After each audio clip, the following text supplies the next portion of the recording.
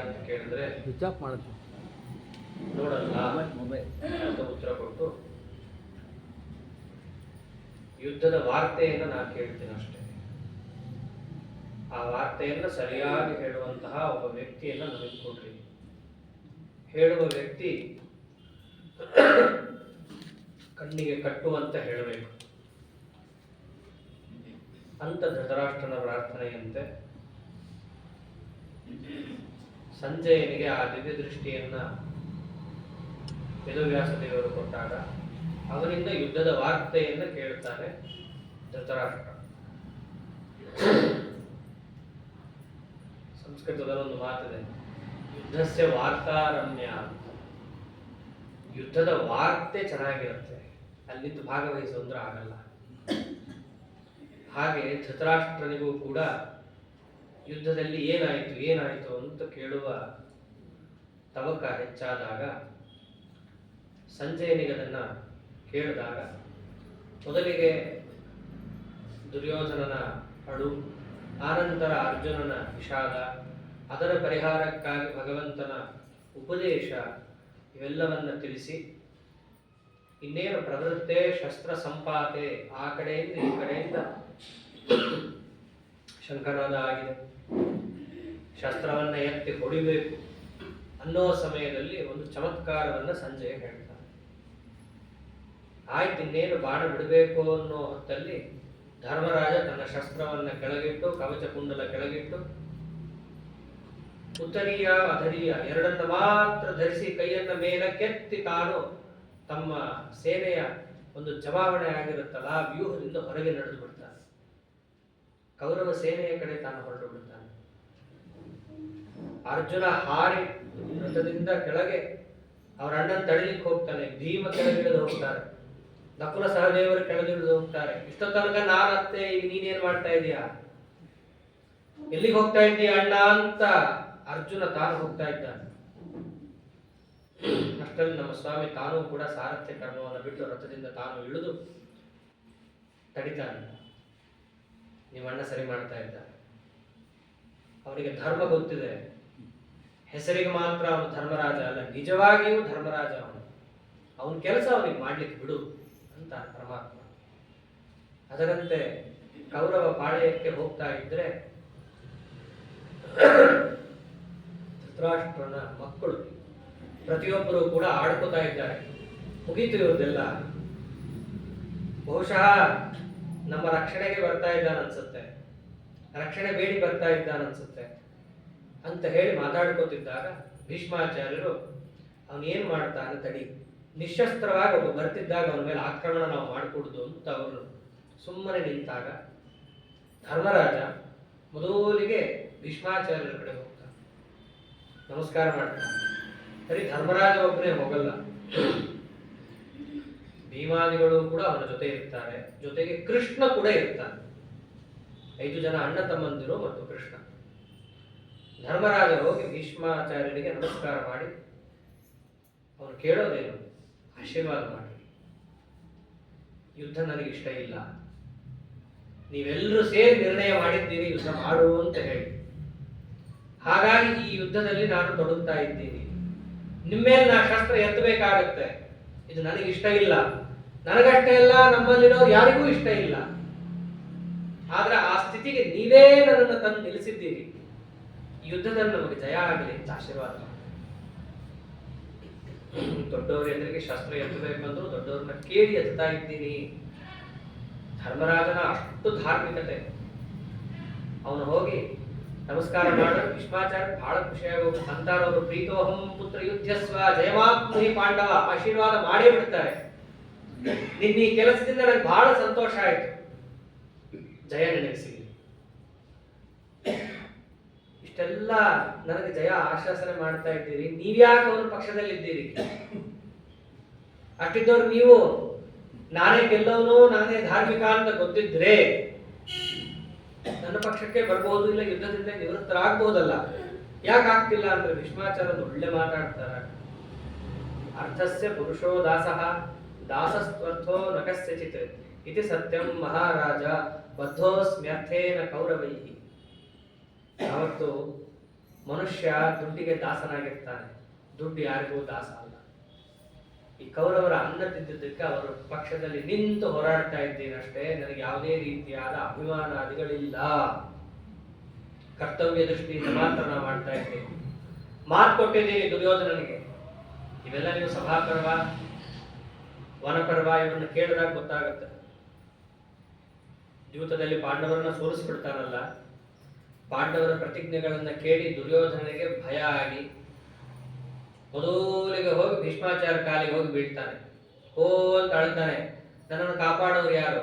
ಭೀಮ ತೊಡೆ ಮುರಿತಾನಂತೆ, ಅರ್ಜುನ ಬಾಣ ಬಿಟ್ಟು ನಮ್ಮನ್ನೆಲ್ಲ ಕೊಲ್ತಾನಂತೆ, ನೀವೇ ನಮ್ಮನ್ನು ಕಾಪಾಡಬೇಕು. ಏನನ್ಬೇಕು ಅವ್ರು? ಬೇರೆ ದಾರಿನೇ ಇಲ್ಲ, ಆಗ್ಲಪ್ಪ ಕಾಪಾಡ್ತೀನಿ ಅಂತ ಮಾತು ಕೊಟ್ಬಿಟ್ಟಿತ್ತು. ಆ ಸಮಯ ಬಂದಿತ್ತು. ಅದನ್ನೇ ಅಂತಾರೆ, ಅವನಿಗೆ ಮಾತು ಕೊಟ್ಟಿದ್ದೀನಿ, ಅವರ ಅನ್ನ ತಿಂದಿದ್ದೀನಿ, ಆ ಋಣಕ್ಕಾಗಿ ಹೋರಾಡ್ತಾ ಇದ್ದೀನಿ. ಜಯ ನಿನಗೆ ಆಗಲಿ. ಧರ್ಮರಾಜ ಅಷ್ಟಕ್ಕೆ ಬಿಡಲ್ಲ. ಒಳ್ಳೆ ರಾಜ. ರಾಜನಿಗೆ ಇರಬೇಕಾದ ಲಕ್ಷಣ ಅಂದ್ರೆ ಪಾಲಿಟಿಕ್ಸ್ ಚೆನ್ನಾಗಿ ಗೊತ್ತಿರ್ಬೇಕು ಅವನಿಗೆ. ಅವನು ಕೇಳ್ತಾನೆ, ಈ ಯುದ್ಧದಲ್ಲಿ ನಾವು ಹೆಂಗ್ ಗೆಲ್ತೀವಿ ತಾವೇ ತಿಳಿಸ್ಕೊಡ್ರಿ. ನಿಮ್ಮನ್ನ ನಾವು ಹೆಂಗ್ ಗೆಲ್ಬೋದು ಅದನ್ನ ನೀವೇ ಹೇಳ್ರಿ. ನನಗೇನ್ ಬೇಕೋ ಅದನ್ನ ನೀವು ಮಾಡಕ್ ಸಿದ್ಧರಿದ್ದೀರಲ್ಲ, ನಿಮ್ಮನ್ನ ಗೆಲ್ಲೋದು ನಮ್ಗೆ ತಿಳಿಸ್ರಿ ಅಂತಂದ್ರೆ ಭೀಷ್ಮಾಚಾರ್ಯ ಅವರು ರಾಜತಾಂತ್ರಿಕರೇ, ನನ್ನನ್ನು ಯಾರು ಗೆಲ್ಲಕ್ಕಾಗಲ್ಲಪ್ಪ. ಗೆಲ್ಲಕ್ಕಾಗದೆ ಪರವಾಗಿಲ್ಲ, ನಿಮ್ಮನ್ನು ಸಾಯಿಸೋದು ಹೇಗೆ ಅದನ್ನಾದ್ರೂ ಹೇಳ್ರಿ. ನನ್ನ ಸಾಯಿಸಕ್ಕೆ ಯಾರ ಕೈಲೂ ಆಗಲ್ಲ. ನಾನೇ ಮೃತ್ಯುವನ್ನ ಕರೆದಾಗ ಮಾತ್ರ ನನ್ನ ಹತ್ರ ಬರಬೇಕು. ಅದಕ್ಕೆ ಇವಾಗ ಕೇಳಕ್ ಬರಬೇಡ, ಮುಂದೆ ನೋಡುವಂತೆ ಹೋಗು ಅಂತ ಕಳಿಸ್ಬಿಡ್ತಾರೆ. ಅದರಂತೆ ನೆಕ್ಸ್ಟ್ ದ್ರೋಣಾಚಾರ್ಯ ಹತ್ರ ಬಂದು ಅವರಿಗೆ ನಮಸ್ಕಾರ ಮಾಡ್ತಾರೆ. ಅವರಿಗೆ ಅರ್ಜುನನ ಕಂಡ್ರೆ ಮೊದಲಿಂದಲೂ ಪ್ರೀತಿನೇ. ಅವರ ಅಪ್ರತಿಮ ಶಿಷ್ಯ, ಜಯ ಆಗಲಿ ಅಂತ ಆಶೀರ್ವಾದ ಮಾಡ್ತಾರೆ. ಅಲ್ಲೂ ಅದೇ ಪ್ರಶ್ನೆ ಕೇಳ್ತಾರೆ, ನಿಮ್ಮನ್ನ ನಾವ್ ಹೆಂಗ್ ಸೋಲ್ಸೋದು? ನನ್ನನ್ನು ಸೋಲ್ಸಕ್ಕಾಗಲ್ಲಪ್ಪ. ನನ್ನ ಕೈಯಲ್ಲಿ ಎಲ್ಲಿ ತನಕ ಅಸ್ತ್ರಶಸ್ತ್ರ ಹಿಡಿದಿರ್ತೀನೋ, ರಥದಲ್ಲಿ ಎಲ್ಲಿ ತನಕ ಇರ್ತೀನೋ ಅಲ್ಲಿ ತನಕ ಸೋಲ್ಸಕ್ಕೆ ಯಾರ ಕೈಲೂ ಆಗಲ್ಲ. ಮತ್ತೆ ಹೆಂಗೆ ನಿಮ್ಮನ್ನು ಸಾಯಿಸೋದು ನಾವು? ನಾ ರಥದಿಂದ ಕೆಳಗಿಳಿದಾಗ ಅದಾಗಬಹುದಷ್ಟೇ. ಅವೆಲ್ಲ ಕೃಷ್ಣ ಕೇಳಿಸ್ಕೊತಾ ಇದ್ದ. ರಥದಿಂದ ನಾ ಕೆಳಗಿಳಿದಾಗ ನನ್ನನ್ನು ಸಾಯಿಸ್ಬೋದು. ನೀವು ರಥದಿಂದ ಯಾವಾಗ ಕೆಳಗಿಳಿತೀರಾ? ಧರ್ಮರಾಜ ಅದನ್ನು ಕೇಳ್ದ. ಅವಾಗಂತಾರೆ, ಶಸ್ತ್ರಂ ಚಾಹಂ ರಣೇ ಜಹ್ಯಾಂ ಶ್ರುತ್ವಾತು ಮಹದಪ್ರಿಯಂ ಶ್ರದ್ಧೇಯ ವಾಕ್ಯಾತ್ ಪುರುಷಾತ್ ಏತತ್ ಸತ್ಯಂ ಬ್ರವೀಮಿತೆ. ನನಗೆ ಅತ್ಯಂತ ಅಪ್ರಿಯವಾದದ್ದನ್ನ ನಾನು ಕೇಳಬೇಕು. ಅದು ಯಾರ ಬಾಯಿಂದ? ನಾನು ಯಾರನ್ನು ನಂಬುತ್ತೀನೋ ಅವನ ಬಾಯಿಂದ. ಅಂಥ ವಿಪ್ರಿಯವಾದಂತಹ ಮಾತನ್ನ ಕೇಳಿದಾಗ ನಾನು ಶಸ್ತ್ರ ಕೆಳಗಿಟ್ಟು ರಥದಿಂದ ಇಳಿತೀನಿ, ಅಲ್ಲಿ ತನಕ ನಾ ಇಳಿಯಲ್ಲ. ಹಾಗೆ ಆಗಲಿ ಅಂತಂದ. ನಮಸ್ಕಾರ ಮಾಡ್ದ, ಜಯದ ಆಶೀರ್ವಾದವನ್ನು ಪಡೆದ, ಬಂದ. ಪಕ್ಕದಲ್ಲಿ ಕೃಪಾಚಾರ್ಯರಿದ್ರು. ಪಾಂಡವರಿಗೆ ಮೊದಲು ಶಸ್ತ್ರಾಸ್ತ್ರವನ್ನ ಪಾಠ ಮಾಡಿದ್ದು ಕೃಪಾಚಾರ್ಯ.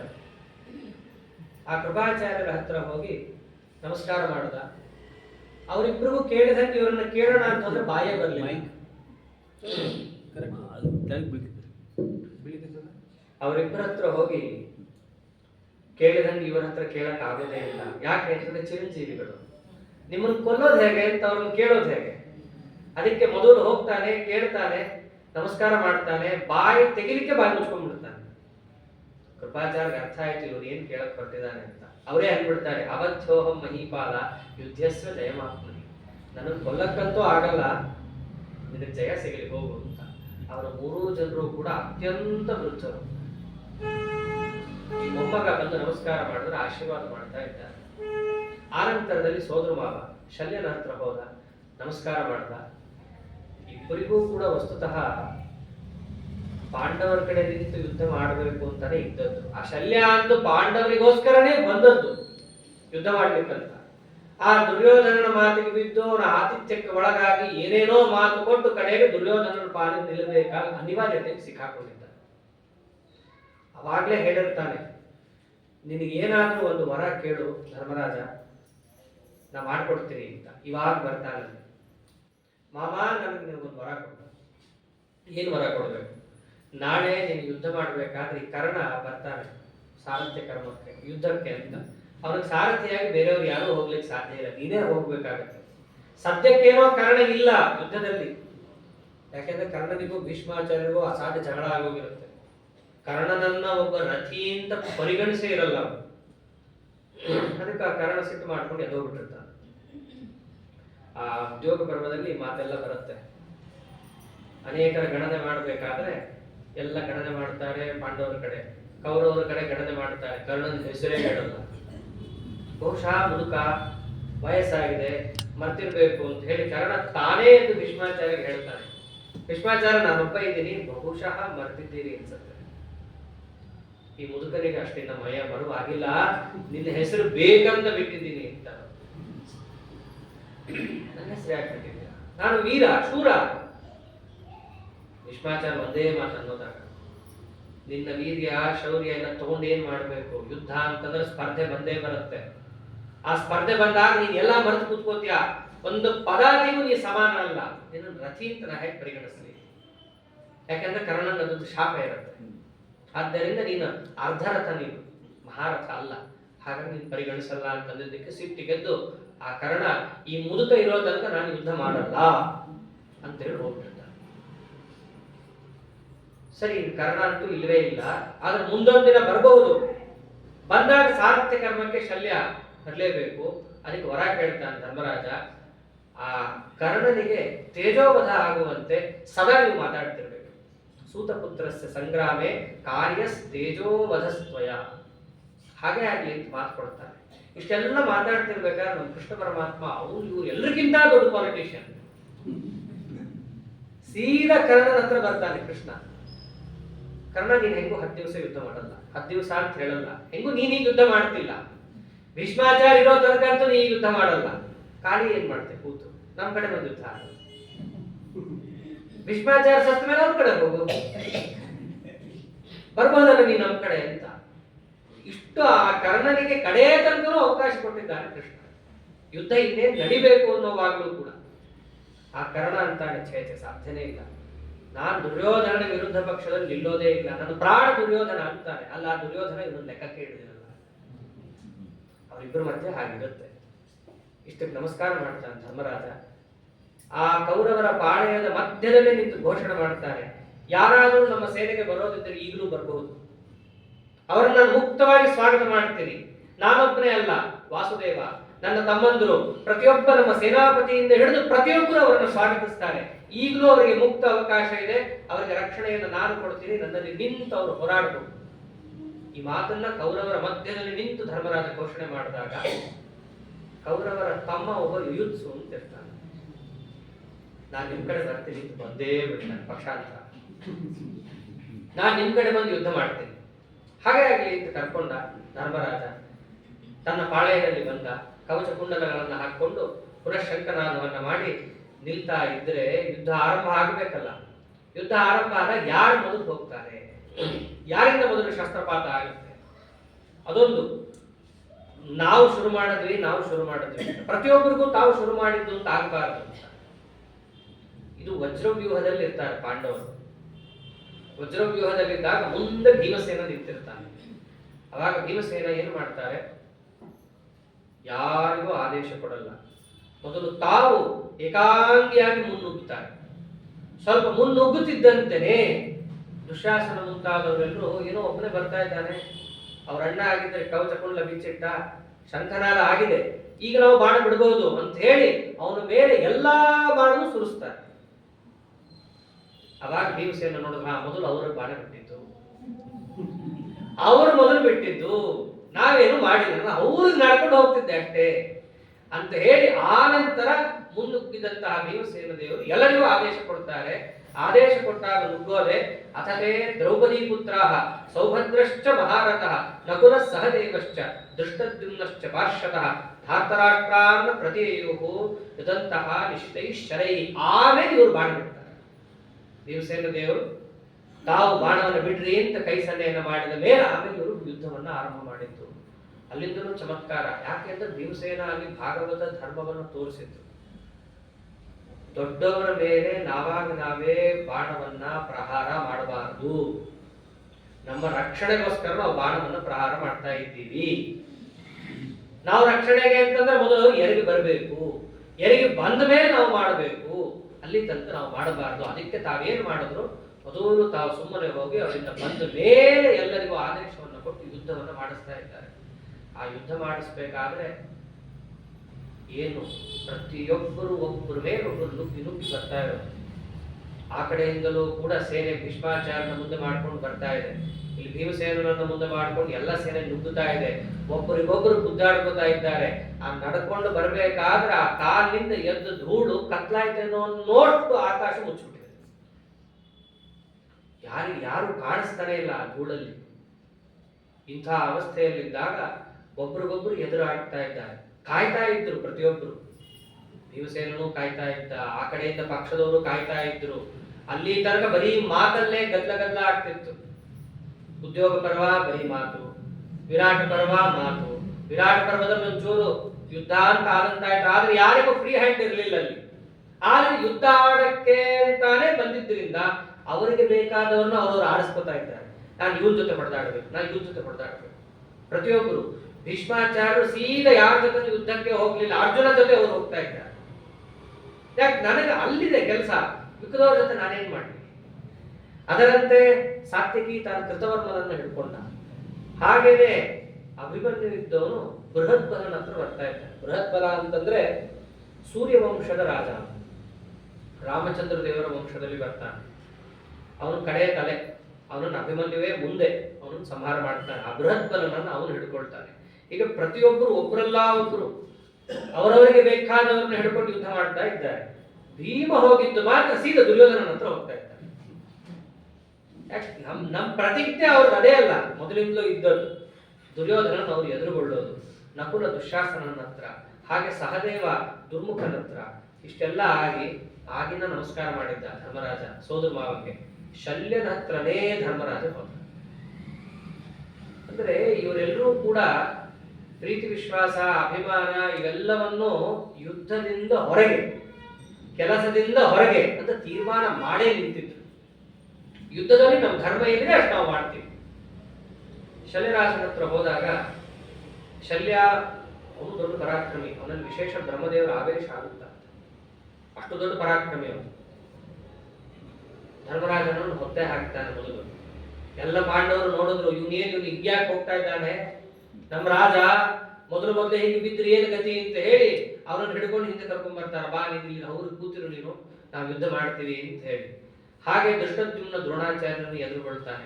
ಘಟೋತ್ಕಚ ಮೊದಲನೇ ದಿವಸದಿಂದಲೂ ಯುದ್ಧ ಮಾಡ್ತಿರ್ತಾನೆ. 15ನೇ ದಿವಸ 14ನೇ ದಿವಸ ಅಲ್ಲ ಬರೋದು, ಅವನು ಮೊದಲನೇ ದಿವಸದಿಂದಲೂ ಪಾಂಡವರ ಪಕ್ಷದಲ್ಲೇ ಇರ್ತಾನೆ. ಅಲಂಬುಸ ಅಂತ ಅವ್ರ ಕಡೆ ಇದ್ದಂಥವನನ್ನು ಕೊಲ್ತಾನೆ. ಅಷ್ಟೇ ಅಲ್ಲ, ಶಿಖಂಡಿ ಅಶ್ವತ್ಥಾಮನನ್ನು ಎದುರುಗೊಳ್ತಾನೆ. ಧ್ರುವದ ಸೈಂಧವ ಜಯದ್ರಥನನ್ನು ಎದುರುಗೊಳ್ತಾರೆ. ಅವ್ರಿಗೆಲ್ರಿಗೂ ಕೂಡ ಮಹಾಭಾರತ ಮೊದಲಿಂದ ಕೇಳಿದ್ರೆ ನಮ್ಗೆ ಗೊತ್ತಾಗತ್ತೆ, ಒಬ್ಬರ ಮೇಲೆ ಒಂದಲ್ಲ ಒಂದು ರೀತಿ ಸಿಟ್ಟಿರುತ್ತೆ. ಅದಕ್ಕೆ ಅವರನ್ನೇ ಆರಿಸ್ಕೊತಾ ಇರ್ತಾರೆ. ಆರಿಸ್ಕೊಂಡು ಇವರೆಲ್ಲ ಪ್ರಧಾನ ಹೇಳಿದಾಗ ಧೃತರಾಷ್ಟ್ರ ಕೇಳ್ತಾನೆ, ಇವರೆಲ್ಲ ಪ್ರಧಾನ ಆಯ್ತು, ಸಾಮಾನ್ಯ ಪದಾತಿಗಳ ಕಥೆ ಏನಾಯ್ತು? ಅವರು ಯುದ್ಧ ಮಾಡ್ತಿದ್ರಲ್ಲ, ಒಬ್ಬೊಬ್ಬ ಪದಾತಿ ಕಥೆ ಏನು ಹೇಳೋದು ಅಂತಾನೆ ಸಂಜಯ. ಒಬ್ರ ಮೇಲೆ ಒಬ್ರು ಬಿದ್ದಿದ್ದಾರೆ, ಯಾರ ತಲೆ ಮೇಲೆ ಯಾರ ಕಾಲಿದೆ ಗೊತ್ತಿಲ್ಲ. ಅದು ಯುದ್ಧ. ಕುರುಕ್ಷೇತ್ರನೋ ಬಹಳ ಹುಟ್ಟುದು. ವಸ್ತುತಃ 18 ಅಕ್ಷೋಹಿಣಿ ಸೇನೆಯನ್ನು ಒಟ್ಟಿಗೆ ನಿಲ್ಲಿಸಿರಲ್ಲ. ಮಹಾಭಾರತದಲ್ಲೇ ಮೊದಲು ಹೇಳ್ತಾರೆ ಅದನ್ನು. 18 ಅಕ್ಷೋಹಿಣಿ ಅಂತಂದ್ರೆ ಬಹಳ ದೊಡ್ಡ ನಂಬರ್ ಅದು. ಆ ಕುರುಕ್ಷೇತ್ರ ಅನ್ನೋ ಪುಟ್ಟ ಹಳ್ಳಿಲಿ ಹೆಂಗೆ ನಿಲ್ಲಕ್ ಸಾಧ್ಯ?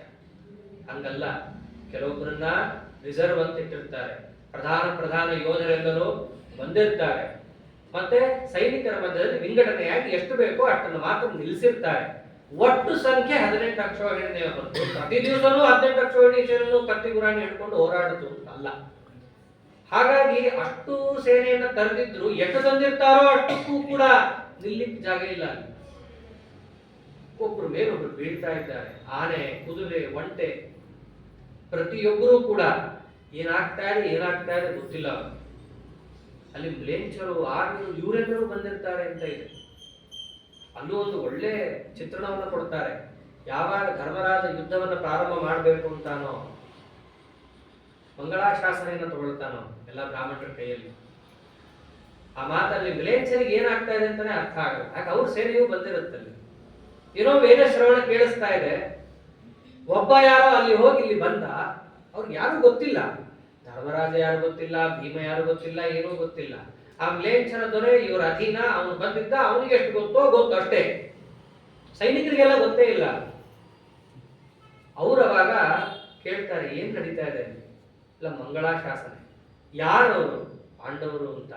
ನಾವು ಅವ್ರ ಕಡೆ ನಿಂತು ಹೋರಾಡ್ತಾ ಇದ್ದೀವಿ, ಅವ್ರ ಕಥೆ ಹೀಗಿದೆ, ಅದಕ್ಕೋಸ್ಕರ ಹೀಗೆ ಬಂದಿದ್ದೀವಿ. ಅವ್ರ ಕಥೆ ಕೇಳಿ ಮ್ಲೇಚ್ಛರ ಕಣ್ಣದೆಲ್ಲ ನೀರು ಬಂದ್ಬಿಡುತ್ತೆ. ಮ್ಲೇಚ್ಛರು ಅಲ್ಲೇ ಬರುತ್ತೆ, ಸಕಿರಾದೈಶ್ಚ ಹೂಣೈಶ್ಚ ಚೀನೈಶ್ಚ ರಸಿಕೈಸ್ತಥಾ. ಯಾರ್ಯಾರು ಬಂದಿದ್ರು ಮಹಾಭಾರತ ಯುದ್ಧದಲ್ಲಿ ಹೋರಾಡಕ್ಕೆ ಅಂತಂದ್ರೆ ಕಿರಾತರು, ಹೂಣರು ಅಂತಂದ್ರೆ ಆ ಕಡೆ ಸೆಂಟ್ರಲ್ ಏಷ್ಯಾ ದಾಟಿ ಆ ಕಡೆ, ಚೀನೈಹಿ ಶಬ್ದನೇ ಹೇಳುತ್ತೆ, ರಸಿಕೈಹಿ ಚೀನಾ ಮೇಲಿನ ಭಾಗ. ಅನೇಕ ದೇಶ ವಿದೇಶಗಳಿಂದ ಬಂದು ಅಲ್ಲಿ ಯುದ್ಧದಲ್ಲಿ ತೊಡಗಿದ ಸೈನಿಕರಿದ್ರು. ಅವ್ರಿಗೆ ಧರ್ಮರಾಜ ಯಾರು ಗೊತ್ತು, ಭೀಮಸೇನ ಯಾರಿಗೆ ಗೊತ್ತು. ಅವರೆಲ್ಲರೂ ಕೂಡ ಅಕ್ಕಪಕ್ಕದಲ್ಲಿದ್ದ ಬೇರೆ ತುಕಡಿಯವರನ್ನ ಕೇಳಿ ತಿಳ್ಕೊಂಡು, ಓ ಇವನು ಇಂಥ ಮಹಾತ್ಮ ಇದ್ದಾನ, ಇವ್ರ ಪರವಾಗಿ ನಾವು ನಿಂತು ಹೋರಾಡ್ತಿದ್ದೀವ ಅಂತ ಹೇಳಿ ಅವ್ರ ಕಣ್ಣಲ್ಲಿ ನೀರು ಬಂದಿತ್ತು. ಆ ಧರ್ಮರಾಜ ಮಂಗಳಾಶಾಸನವನ್ನು ತಗೋಬೇಕಾದ್ರೆ ಹೀಗೆ ಆ ಸೈನಿಕರೆಲ್ಲ ಹೋರಾಡ್ತಾ ಇದ್ದಾರೆ. ಪ್ರತಿಯೊಬ್ಬರ ಕಡೆ ಸೈನಿಕರಿಗೂ ಕೂಡ ಯುದ್ಧದಲ್ಲಿ ಹೋಗಿದ್ದೊಂದೇ, ತಮಗೆ ಯಾರು ಹೊಡಿತಾರೆ, ಎಲ್ಲಿಂದ ಯಾವ ಬಾಣ ಬೀಳುತ್ತೆ, ಎಲ್ಲಿಂದ ಯಾರು ಕತ್ತಿ ಬೀಸ್ತಾರೆ, ಆನೆ ಬಂದು ತುಳಿಯುತ್ತಾ, ಕುದುರೆ ಬಂದ ಮೇಲೆ ಜಿಗಿಯುತ್ತಾ, ಯಾವುದು ಗೊತ್ತಾಗ್ತಾ ಇಲ್ಲ. ಒಬ್ಬರ ಮೇಲೆ ಒಬ್ಬರು ಬಿದ್ದು ಸಂಕುಲ ಯುದ್ಧ ಹಾಕೋದಲ್ಲ ಆಗ್ತಿದ್ದಾಗ ಸಾಮಾನ್ಯರ ಮಧ್ಯದಲ್ಲಿ, ಅಲ್ಲಿ ತನಕ ಸಂಜಯ ಪ್ರಧಾನರು ಯಾರನ್ನು ಎದುರುಗೊಂಡ್ರು, ಸಮೂಹದಲ್ಲಿ ಯಾರ್ಯಾರನ್ನು ಎದುರುಗೊಂಡ್ರು ಅಂತ ಹೇಳಿ ಪ್ರಧಾನವಾಗಿ ಏನ್ ನಡೀತು ಹೇಳು ಸಂಜಯ. ಅವರವರು ಹೊಡ್ಕೊಂಡಿದ್ದಲ್ಲ, ನಮ್ಮ ಸೇನಾಪತಿಗಳು ಏನ್ ಮಾಡಿದ್ರು ಅದನ್ನು ಹೇಳು. ಭೀಷ್ಮಾಚಾರ್ಯರು ಏನ್ ನಡ್ಕೊಂಡ್ರು ಮೊದಲನೇ ದಿವಸದಲ್ಲಿ ಅಂತ ಕೇಳಿದಾಗ ಸಂಜಯ ಹೇಳ್ತಾ ಇದ್ದಾರೆ, ಭೀಷ್ಮಾಚಾರ್ಯರು ಅಂತಂದ್ರೆ ಗತ ಪೂರ್ವಾಂಡ ಭೂಯಿಷ್ಟೇ ತಸ್ಮಿನ್ ಅಹನಿ ದಾರುಣೆ. ಯಾವತ್ತು ಮೊದಲು ಎಲ್ರಿಗೂ ಜೋಶ್ ಜಾಸ್ತಿ ಇರುತ್ತೆ, ಎಲ್ಲರೂ ಒಬ್ಬರ ಮೇಲೆ ಒಬ್ಬರು ಬಿದ್ದು ಹೊಡೆದಾಡ್ಕೋತಾ ಇದ್ರೆ ಭೀಷ್ಮಾಚಾರ್ಯರು ಅಲ್ಲಿ ತನಕವೂ ಅಭ್ಯಾಸದಂತೆ ಹೌರು ಯುದ್ಧ ಮಾಡಿದ್ರು. ವಾರ್ಮಪ್ ಅಂತಾರಲ್ಲ ಹಾಗೆ ಅಲ್ಲಿ ತನಕ ತಾವೇನು ಹೆಚ್ಚು ತೋರಿಸ್ಲಿಕ್ಕೆ ಹೋಗ್ಲಿಲ್ಲ. ಮಧ್ಯಾಹ್ನ ಆಗತಿರ್ಲಿಕ್ಕೆ ತಮ್ಮ ಪ್ರತಾಪ ಶುರು ಮಾಡ್ತಾರೆ. ಆಯ್ತು, ಎಷ್ಟು ಕುಣಿದಾಡ್ತಿರೋ ಕುಣಿದಾಡ್ರಿ, ಯಾಕಂದ್ರೆ ಅವರು ವಯಸ್ಸಾದವರು, ಎಕ್ಸ್ಪೀರಿಯನ್ಸ್ ಜಾಸ್ತಿ, ಎಲ್ಲಿ ಹೇಗೆ ನಡ್ಕೋಬೇಕು ಅಂತ ಅವ್ರಿಗೆ ಗೊತ್ತು. ಹಾಗಾಗಿ ಇವರೆಲ್ಲ ಪುಟ್ ಹುಡುಗರು ಏನ್ ಜಿಗಿದಾಡ್ಲಿ, ನಾವು ಮಾಡೋಣ ಅಂತ ಹೇಳಿ ಮಧ್ಯಾಹ್ನದ ತನಕ ತಾವು ಅವ್ರಿಗೆ ನಿಂತಿದ್ರು. ಮಧ್ಯಾಹ್ನ ಆಗತಿರ್ಲಿಕ್ಕೆ ತಮ್ಮ ಪರಾಕ್ರಮ ತೋರಿಸ್ತಾ ಇದ್ದಾರೆ. ತಮ್ಮದು ಬೆಟಾಲಿಯನ್ ಟೀಮ್ ಅಂತ ಏನಿರುತ್ತೆ ಆ ಟೀಮ್ ಒಂದು ಜೊತೆ ಕರ್ಕೊಂಡು ಹೋಗ್ತಾ ಇದ್ದಾರೆ. ಯಾರು ಅವರ ಟೀಮಲ್ಲಿ ಇದ್ದದ್ದು, ಒಂದು ದುಶ್ಯಾಸನ, ದುರ್ಮುಖ, ಕೃತವರ್ಮ, ಶಲ್ಯ ಮುಂತಾದವರನ್ನೆಲ್ಲರನ್ನು ಭೀಷ್ಮಾಚಾರ್ಯರು ತಮ್ಮ ತುಕಡಿಯಲ್ಲಿ ಇಟ್ಕೊಂಡಿರ್ತಾರೆ. ಮಹಾಭಾರತ ಯುದ್ಧದಲ್ಲಿ ನಾವು ಕೇಳಬೇಕಾದ್ರೆ ಟಿವಿಯಲ್ಲಿ ತೋರಿಸಿದಂತೆ ಆಗೋ ಮಹಾಭಾರತ ಯುದ್ಧ ಬೇರೆ, ಅಲ್ಲಿ ತೋರ್ಸಕ್ ಆಗಲ್ಲ ಅಷ್ಟೆಲ್ಲ. ವಸ್ತುತಃ ಭೀಷ್ಮಾಚಾರ್ಯರು ಹೋದ್ರು ಅಂತಂದ್ರೆ ಭೀಷ್ಮಾಚಾರ್ಯ ಒಬ್ಬರೇ ಹೋಗಿರಲ್ಲ. ನಾವ್ ಇದನ್ನು ಕೇಳ್ತಾ ಹೋದಾಗ ಗೊತ್ತಾಗತ್ತೆ, ಅವರು ಒಬ್ಬರೇ ಹೋಗಲ್ಲ, ಒಂದು ಟೀಮ್ ಜೊತೆ ಹೋಗಿರ್ತಾರೆ. ಒಂದು ಮಹಾರಥಿಗಳ ಒಂದು ತುಕಡಿ, ಆ ತುಕಡಿ ಒಟ್ಟಿಗೆ ಅವರು ಹೋಗಿರ್ತಾರೆ. ಮಧ್ಯಾಹ್ನ ಆಗತಿರ್ಲಿಕ್ಕೆ ಆ ತುಕಡಿ ಒಟ್ಟಿಗೆ ಹೋಗಿ ಆ ವಜ್ರವ್ಯೂಹವನ್ನ ಭೇದಿಸಿ ಮುನ್ನುಗ್ಗುತ್ತಾ ಇದ್ದಾಗ ಮೊದಲು ಅವ್ರಿಗೆ ಎದುರಾಗೋದೆ ಅಭಿಮನ್ಯು. ಹುಟ್ಟು ಹುಡುಗ, ಅವನ ಜೊತೆ ತುಕಡಿ ಇಲ್ಲ, ಅವನೊಬ್ಬನೇ ಹೋರಾಡ್ತಾ ಇದ್ದದ್ದು. ಅವನೊಬ್ಬನೇ ಹೋರಾಡ್ತಿದ್ರು ಕೂಡ ಆ ಭೀಷ್ಮಾಚಾರ್ಯರ ಜೊತೆ ಯಾರ್ಯಾರು ಬಂದಿದ್ರು ಪ್ರತಿಯೊಬ್ಬರು ಎದುರುಗೊಳ್ತಾ ಇದ್ದಾರೆ. ಅಭಿಮನ್ಯುವನ್ನು ಭೀಷ್ಮಾಚಾರ್ಯ ನೋಡೇ ಇರಲಿಲ್ಲ ಮೊದಲನೇದಾಗಿ. ಯಾಕಂದ್ರೆ ವನವಾಸಕ್ಕೆ ಹೋಗೋಕ್ ಮುಂಚೆ ಜೀವಿತದಲ್ಲಿ ಅಭಿಮನ್ಯು ಕೂಸು, 1 ವರ್ಷ 1.5 ವರ್ಷದ ಕೂಸು. ಅವನನ್ನು ಕೃಷ್ಣ ಘಾಟಾಪಟ್ಟಕ್ಕೆ ಕರ್ಕೊಂಡೋಗಿ ಅಲ್ಲೇನೆ ಶಿಕ್ಷಣವನ್ನು ಕೊಟ್ಟಿದ್ರು. ಮತ್ತೆ ಈ ಸಭಾ ಮತ್ತು ಈ ಎಲ್ಲಾರ್ಗೂ ಕೂಡ ಹೆಂಗ್ ಯುದ್ಧ ಆಡ್ಬೇಕು, ಏನ್ ಮಾಡ್ಬೇಕು ಅಂತ ಹೇಳಿ ಎಲ್ಲರೂ ನಿರ್ಣಯ ಕೈಗೊಂಡ್ರಲ್ಲ, ಅವಾಗ ಅಭಿಮನ್ಯು ಬಂದೇ ಇರಲಿಲ್ಲ. ಸಣ್ಣ ಹುಡುಗ, ಅವನನ್ನೇನು ಕರ್ಕೊಂಡ್ಬರೋದು ಅಂತ ಬಿಟ್ಟಿದ್ರು. ನೋಡ್ತಾ ಇರೋದೇ ಭೀಷ್ಮಾಚಾರ್ಯ ಮೊಟ್ಟ ಮೊದಲ ಬಾರಿಗೆ. ಅವಾಗ ಮರಿಮೊಮ್ಮಗ ಎಲ್ಲರನ್ನ ತಡಿತಾ ಇದ್ದಾನೆ. ಎಲ್ಲಿ ತನಕ ತಡೆದಿದ್ದು ಅಂದ್ರೆ ಭೀಷ್ಮಾಚಾರ್ಯರ ತಾಲಧ್ವಜ ಬಗ್ಗಿ ಹೋಗಿತ್ತು ಅಂತ ಹೇಳ್ತಾರೆ. ಅವ್ರದ್ದು ತಾಲಧ್ವಜ ಅಂತ, ತಾಲವೃಕ್ಷ, ಅದನ್ನ ಚಿಹ್ನೆ ಉಳ್ಳಂತಹ ಬಂಗಾರದ ಧ್ವಜ. ಆ ಅಭಿಮನ್ಯುವಿನ ಪ್ರತಾಪಕ್ಕೆ ಆ ಭೀಷ್ಮಾಚಾರ್ಯರ ತಾಲಧ್ವಜ ವಾಲಿ ಹೋಗಿತ್ತು. ಅಷ್ಟು ಪ್ರತಾಪವನ್ನು ತೋರಿಸ್ತಾ ಇದ್ದಾನೆ. ಆಯ್ತು, ಭೀಷ್ಮಾಚಾರ್ಯ ಹೊಡಿತಾನೆ ನೋಟ್ಟು ಪ್ರತಾಪ ತೋರಿಸ್ತಾ ಇದ್ದಾಗ ಇವರು ಬಿಟ್ಟು ಸಣ್ಣ ಹುಡುಗ ಎಷ್ಟು ಆಟ ಆಡ್ತಾನೆ, ಆಟಾಡ್ಲಿ ಅಂತ ಮೊದಲು. ಆಮೇಲೆ ಇವರು ಭೀಷ್ಮಾಚಾರ್ಯರು ತಾವು ತಮ್ಮ ಜೊತೆಯಲ್ಲಿದ್ದವರಿಗೆ ತಾವು ಬಾಣ ಬಿಡ್ಲಿಕ್ಕೆ ಹೋಗಲ್ಲ, ಅವ್ರಿಗೆ ಹೇಳ್ತಾರೆ ನೀವೇನ್ ಮಾಡ್ತೀರೋ ಮಾಡ್ರಿ ಅಂತ. ಯಾಕಂದ್ರೆ ಅವ್ರು ಎಷ್ಟೇ ಆದ್ರೂ ಗಂಭೀರರು, ಯಾರ ಮೇಲೆ ಬಿಡಬೇಕೋ ಅವ್ರ ಮೇಲೆ ಬಿಡೋರು. ಸಣ್ಣ ಹುಡುಗರ ಮೇಲೆ ನಾನು ಏನು ಪ್ರತಾಪ ತೋರಿಸೋದು. ಅದಕ್ಕೆ ಪಕ್ಕದಲ್ಲಿ ತಮ್ಮ ಜೊತೆಗಾರರಿಗೆ ಹೇಳ್ತಾರೆ ನೀವು ನೋಡ್ಕೊಳ್ರಿ ಅವನನ್ನ. ಅವ್ರು ಯಾವಾಗ ಎಲ್ಲರೂ ಒಟ್ಟಿಗೆ ಮುಗ್ರಿ ಬೀಳ್ತಾ ಇದ್ದಾರೋ ಅವನ ರಕ್ಷಣೆಗೋಸ್ಕರವಾಗಿ ಯಾರು ಧಾವಿಸ್ತಾರಲ್ಲಿ? ವಿರಾಟ್ ರಾಜ ಬರ್ತಾನೆ, ದೃಷ್ಟದ್ಯುಮ್ನ, ಭೀಮಸೇನ, ಕೈಕಯ, ಸಾತ್ಯಕಿ. ಒಬ್ಬ ಅಭಿಮನ್ಯು ಇರ್ತಾನಲ್ಲ, ಅವನನ್ನು ಕಾಪಾಡ್ಲಿಕ್ಕೆ ಅವರೆಲ್ಲರೂ ನುಗ್ಗಿ ಬರ್ತಾರೆ. ಒಬ್ಬನೇ ಇದ್ದಾನೆ, ಹೋರಾಡ್ತಾ ಇದ್ದಾನೆ. ಮೇಲಾಗಿ ವ್ಯೂಹ ಭೇದನೆ ಆಗೋಗ್ಬಿಡುತ್ತೆ. ಬಿಟ್ಟು ವ್ಯೂಹ ಭೇದನೆಗೆ ಯಾವತ್ತೂ ಅವಕಾಶ ಕೊಡಬಾರದು ಅಂತ ಹೇಳಿ ಭೀಮಸೇನ ಮುಂತಾದವರು ಅಲ್ಲಿಗೆ ಧಾವಿಸಿ ಬರ್ತಾರೆ. ಧಾವಿಸಿ ಬಂದಾಗ ಆ ಭೀಮಸೇನನ ತುಕಡಿಯಲ್ಲಿ ಉತ್ತರ ಕುಮಾರ ಕೂಡ ಇರ್ತಾನೆ. ಆ ಉತ್ತರ ಕುಮಾರ ಆನೆಯ ಮೇಲೆ ಬಂದಾಗ ಶಲ್ಯ ಅವನ ಮೇಲೆ ತಾನು ದಾಳಿ ಮಾಡ್ತಾನೆ. ಆನೆ ರಥ ಯಾವುದು ಗೆಲ್ಲುತ್ತೆ? ಪುರಾಣದ ಪ್ರಕಾರ ರಥ ಗೆಲ್ಲಬೇಕು. ಯಾಕೆ ಅಂತಂದ್ರೆ ರಥದಲ್ಲಿ ಕೂತ ಆ ರಥಿಗೆ ಪರಾಕ್ರಮ ಹೆಚ್ಚು. ಪರಾಕ್ರಮ ಅಂತಂದ್ರೆ ಬರೀ ಬಾಹುಬಲ ಅಲ್ಲ, ಬುದ್ಧಿಬಲನೂ ಇರುತ್ತೆ. ಒಂದು ಆನೆಯನ್ನ ಮಣಿಸೋದು ಹೇಗೆ ಅನ್ನೋದು ಪೂರ್ಣ ಅವನಿಗೆ ಗೊತ್ತಿರುತ್ತೆ. ಹಾಗಾಗಿ ಮಹಾರಥಿಗೆ ಬೆಲೆ ಹೆಚ್ಚು. ಅಂತಹ ಶಲ್ಯ ರಥದಲ್ಲಿದ್ದಾಗ ಉತ್ತರ ಕುಮಾರ ಆನೆಯನ್ನ ತಂದು ಅವನ ತಲೆ ಮೇಲೆ ನುಗ್ಗಿಸ್ತಾನೆ. 4 ಕುದುರೆ ಮೇಲೆ ಆನೆ ಹೋಗೇ ಬಿಡುತ್ತೆ. ಕುದುರೆ ಸತ್ತೋಯ್ತು. ಆನೆ ಮೇಲೆ ಕೂತಂತಹ ಉತ್ತರ ಕುಮಾರ ಕೈಯಲ್ಲಿದ್ದ ಅದೋಡ್ ಈಟಿಯನ್ನು ತೆಗೆದು ಒಗೆದ್ರೆ ರಥದ ಧ್ವಜ ಮುರಿದೋಗುತ್ತೆ. ಹಾರ್ಕೊಂಡ್ಬಿಡ್ತಾನೆ ಶಲ್ಯ ಅದರಿಂದ ಕೆಳಗೆ. ಇನ್ನೊಂದು ರಥದಲ್ಲಿ ಕೂತ್ಕೊಳ್ಳೋಷ್ಟರಲ್ಲಿ ಅವನ ಮೇಲೆ ಮತ್ತಷ್ಟು ಪ್ರಹಾರವನ್ನು ಉತ್ತರ ಕುಮಾರ ಮಾಡ್ತಾ ಇರೋದು.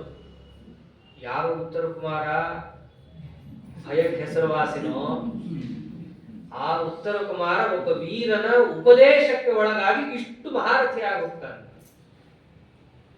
ಒಬ್ಬರ ಉಪದೇಶ ಯಾರನ್ನು ಎಲ್ಲಿಗೆ ಬೇಕಾದ್ರೆ ತಗೊಂಡು ಹೋಗುತ್ತೆ.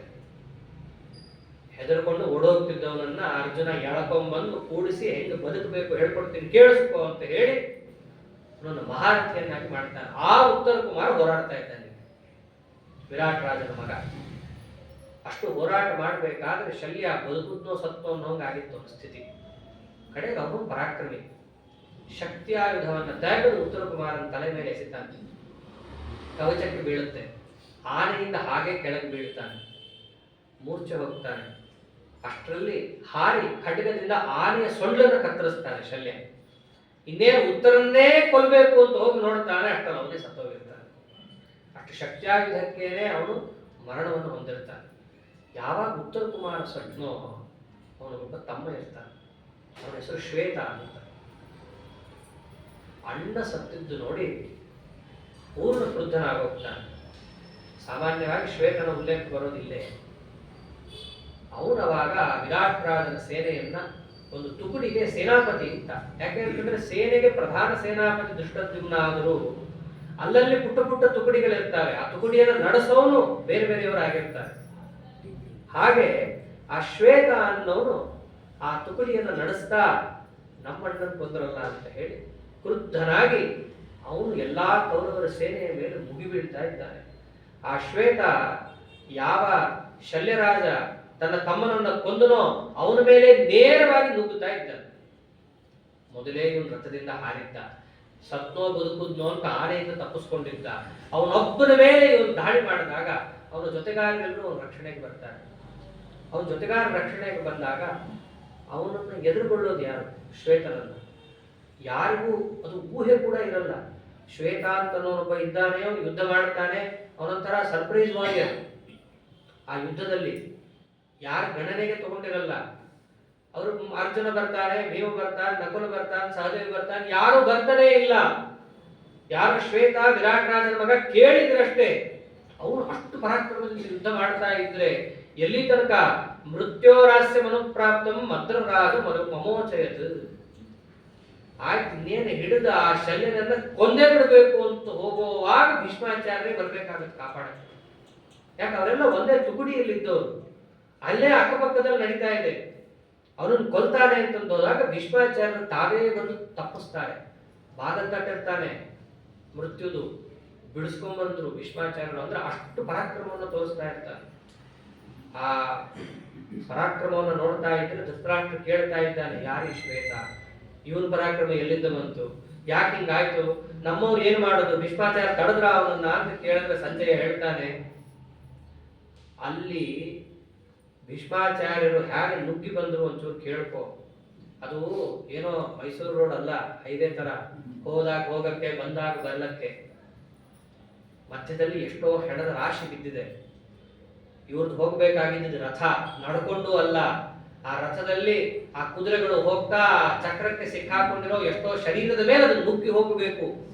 ಅದು ಯುದ್ಧ ಭೂಮಿ, ಅದು ಅಷ್ಟು ಸುಲಭವಾಗಿ ಹೋಗ್ಲಿಕ್ಕೆ ಆಗಲ್ಲ. ಬರೀ ದೇಹದ ಮೇಲೇನೋ ಹೋಗ್ಬಿಡಬಹುದು ವೇಗವಾಗಿ. ಎದುರುಗಡೆ ಇನ್ನೊಬ್ರು ಯುದ್ಧಕ್ಕೆ ಬರ್ತಿರ್ತಾರೆ, ಅವ್ರನ್ನ ದಾಟ್ಕೊಂಡು ಹೋಗ್ಬೇಕು.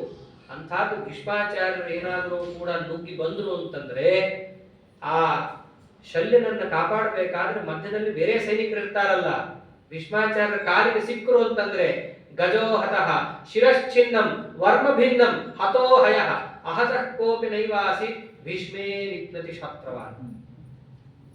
ಭೀಷ್ಮಾಚಾರ್ಯರು ಶತ್ರುಗಳನ್ನ ಕೊಲ್ಲಬೇಕು ಅಂತ ಇಂಟೆನ್ಷನ್ ಪುರಸ್ಸರವಾಗಿ ನುಗ್ಗಿ ಬಂದ್ರು ಅಂದ್ರೆ ಎದುರು ಆನೆ ಇರ್ಲಿ ಅದು ಬೀಳೋದೆ.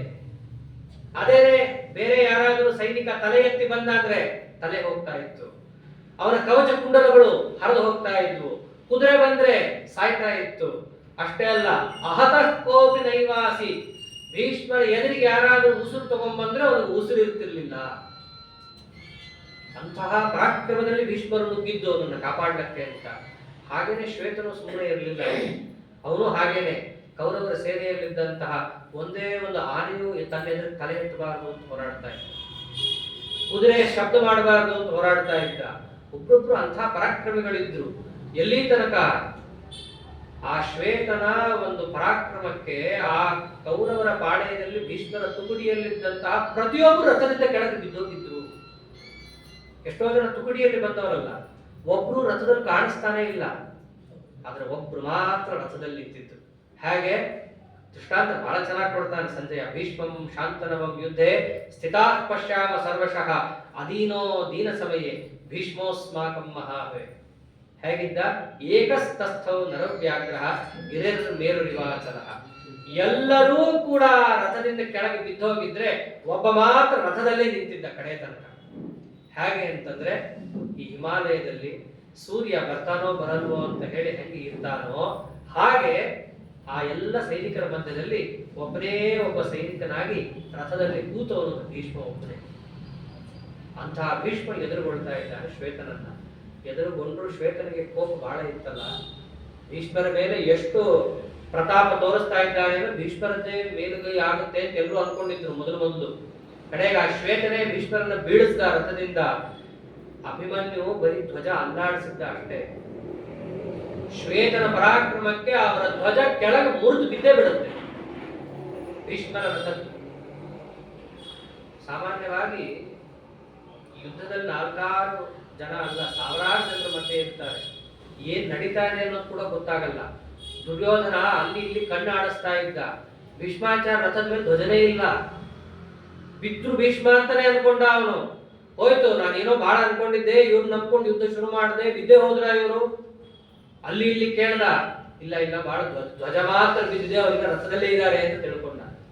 ತಕ್ಷಣ ತನ್ನಲ್ಲಿನವ್ರಿಗೆ ಹೇಳ್ತಾನೆ, ತನ್ನ ತುಕುಡಿಯಲ್ಲಿದ್ದವ್ರಿಗೆ, ನಾವು ಕಣ್ಣಿಂದ ಬಿಟ್ಟು ನೋಡ್ತಾ ಇದ್ದೀವಿ, ಆಗಲೇ ಭೀಷ್ಮರು ಬೀಳೋದನ್ನ ನಾನು ನೋಡಕ್ ಇಷ್ಟಪಡಲ್ಲ. ನನ್ನ ಕಣ್ಣು ಎಲ್ಲಿ ತನಕ ಚೆನ್ನಾಗಿ ತೆಕ್ಕೊಂಡಿರುತ್ತೋ ಅಲ್ಲಿ ತನಕ ಭೀಷ್ಮನು ಕಣ್ಣು ತೆಕ್ಕೊಂಡಿರ್ಬೇಕು. ಎಲ್ಲರೂ ಹೋಗ್ರಿ ಭೀಷ್ಮರ ಕಡೆ ಅಂತ ತನ್ನ ತುಕುಡಿಯಿಂದ ಅಲ್ಲಿ ಕಳಿಸ್ತಾರೆ ಭೀಷ್ಮಾಚಾರ್ಯನ ಕಾಪಾಡ್ಲಿಕ್ಕೆ ಅಂತ ಹೇಳಿ. ದುರ್ಯೋಧನನ ತುಕುಡಿ ಬಂತು, ಭೀಷ್ಮಾಚಾರ್ಯದ್ದೇ ತುಕುಡಿ ಇತ್ತು. ಯಾರಿಗೂ ಶ್ವೇತನನ್ನ ಎದುರಿಸ್ಲಿಕ್ಕೆ ಆಗ್ತಾ ಇಲ್ಲ. ಆ ಶ್ವೇತನ ಜೊತೆ ಅವರ ತುಕುಡಿಯೂ ಸೇರ್ಕೊಳ್ಳುತ್ತೆ, ಪಾಂಡವರ ತುಕುಡಿಯೂ ಕೆಲವೊಂದು. ಅವರು ಸೇರ್ಕೊಂಡಾಗ ಪ್ರತಿಯೊಬ್ಬರನ್ನು ಶ್ವೇತ ಹಿಮ್ಮೆಟ್ಟಿಸ್ತಾ ಇದ್ದಾರೆ. ಎಷ್ಟು ಹಿಮ್ಮೆಟ್ಟಿಸ್ದ ಅಂತಂದ್ರೆ ಕಡೆಗೆ ಆಯ್ತು ಭೀಷ್ಮಾಚಾರ್ಯ ಬಿದ್ದೆ ಹೋಗ್ತಾರೇನೋ ಅನ್ನೋ ಮಟ್ಟಕ್ಕೆ ಬಂದಾಗ ಅವರು ಪರಶುರಾಮ ದೇವರು ಶಿಷ್ಯರು, ಅವರು ನೋಡೋ ತನಕ ನೋಡೋದು. ಕಡೆಗೆ ರಥದಲ್ಲಿ ಕೂತು ಸುಮ್ಮನೆ ಅವ್ರಿಗೆ ಯುದ್ಧ ಮಾಡಿದ್ರೆ ಸಾಲದ್ದು ಅಂತ ಹೇಳಿ ತಮ್ಮ ನಿಜವಾದ ಪ್ರತಾಪವನ್ನು ಅವರು ತೋರಿಸ್ತಾರೆ. ಆ ಶ್ವೇತ ಬಂದಿದ್ನಲ್ಲ, ಅವನ ಕುದುರೆಗಳು ಹೋದವು, ಅವನ ಸಾರಥಿಯನ್ನು ಕೊಲ್ತಾರೆ. ಸಾರಥಿಯನ್ನು ಕೊಂದ್ಮೇಲೆ ಇನ್ನೇನು ಉಳಿತು? ರಥದಿಂದ ಹಾರಿಕೊಂಡ, ಕೈಯಲ್ಲಿ ಒಂದು ಶಕ್ತಿಯಾಯುಧ ಇತ್ತು, ಅದನ್ನು ಎಸೆದ. ಅವ್ರು ಇಂಥ ಶಕ್ತಿಯಾಯುಧ ಎಷ್ಟು ನೋಡಿಲ್ಲ ಭೀಷ್ಮಾಚಾರ್ಯ, ಯಾವುದು ಅವ್ರ ಮುಂದೆ ಕೆಲಸಕ್ಕೆ ಬರಲಿಲ್ಲ. ಗದಾ ಇತ್ತು, ಗದಾ ತಗೊಂಡು ಒಗದ ರಥದ ಮೇಲೆ. ಅದೇನೋ ಬಾಂಬ್ ಬಿದ್ದಂಗೆ ಇತ್ತದು. ಭೀಷ್ಮಾಚಾರ್ಯ ರಥನೇ ಹೋಯ್ತು.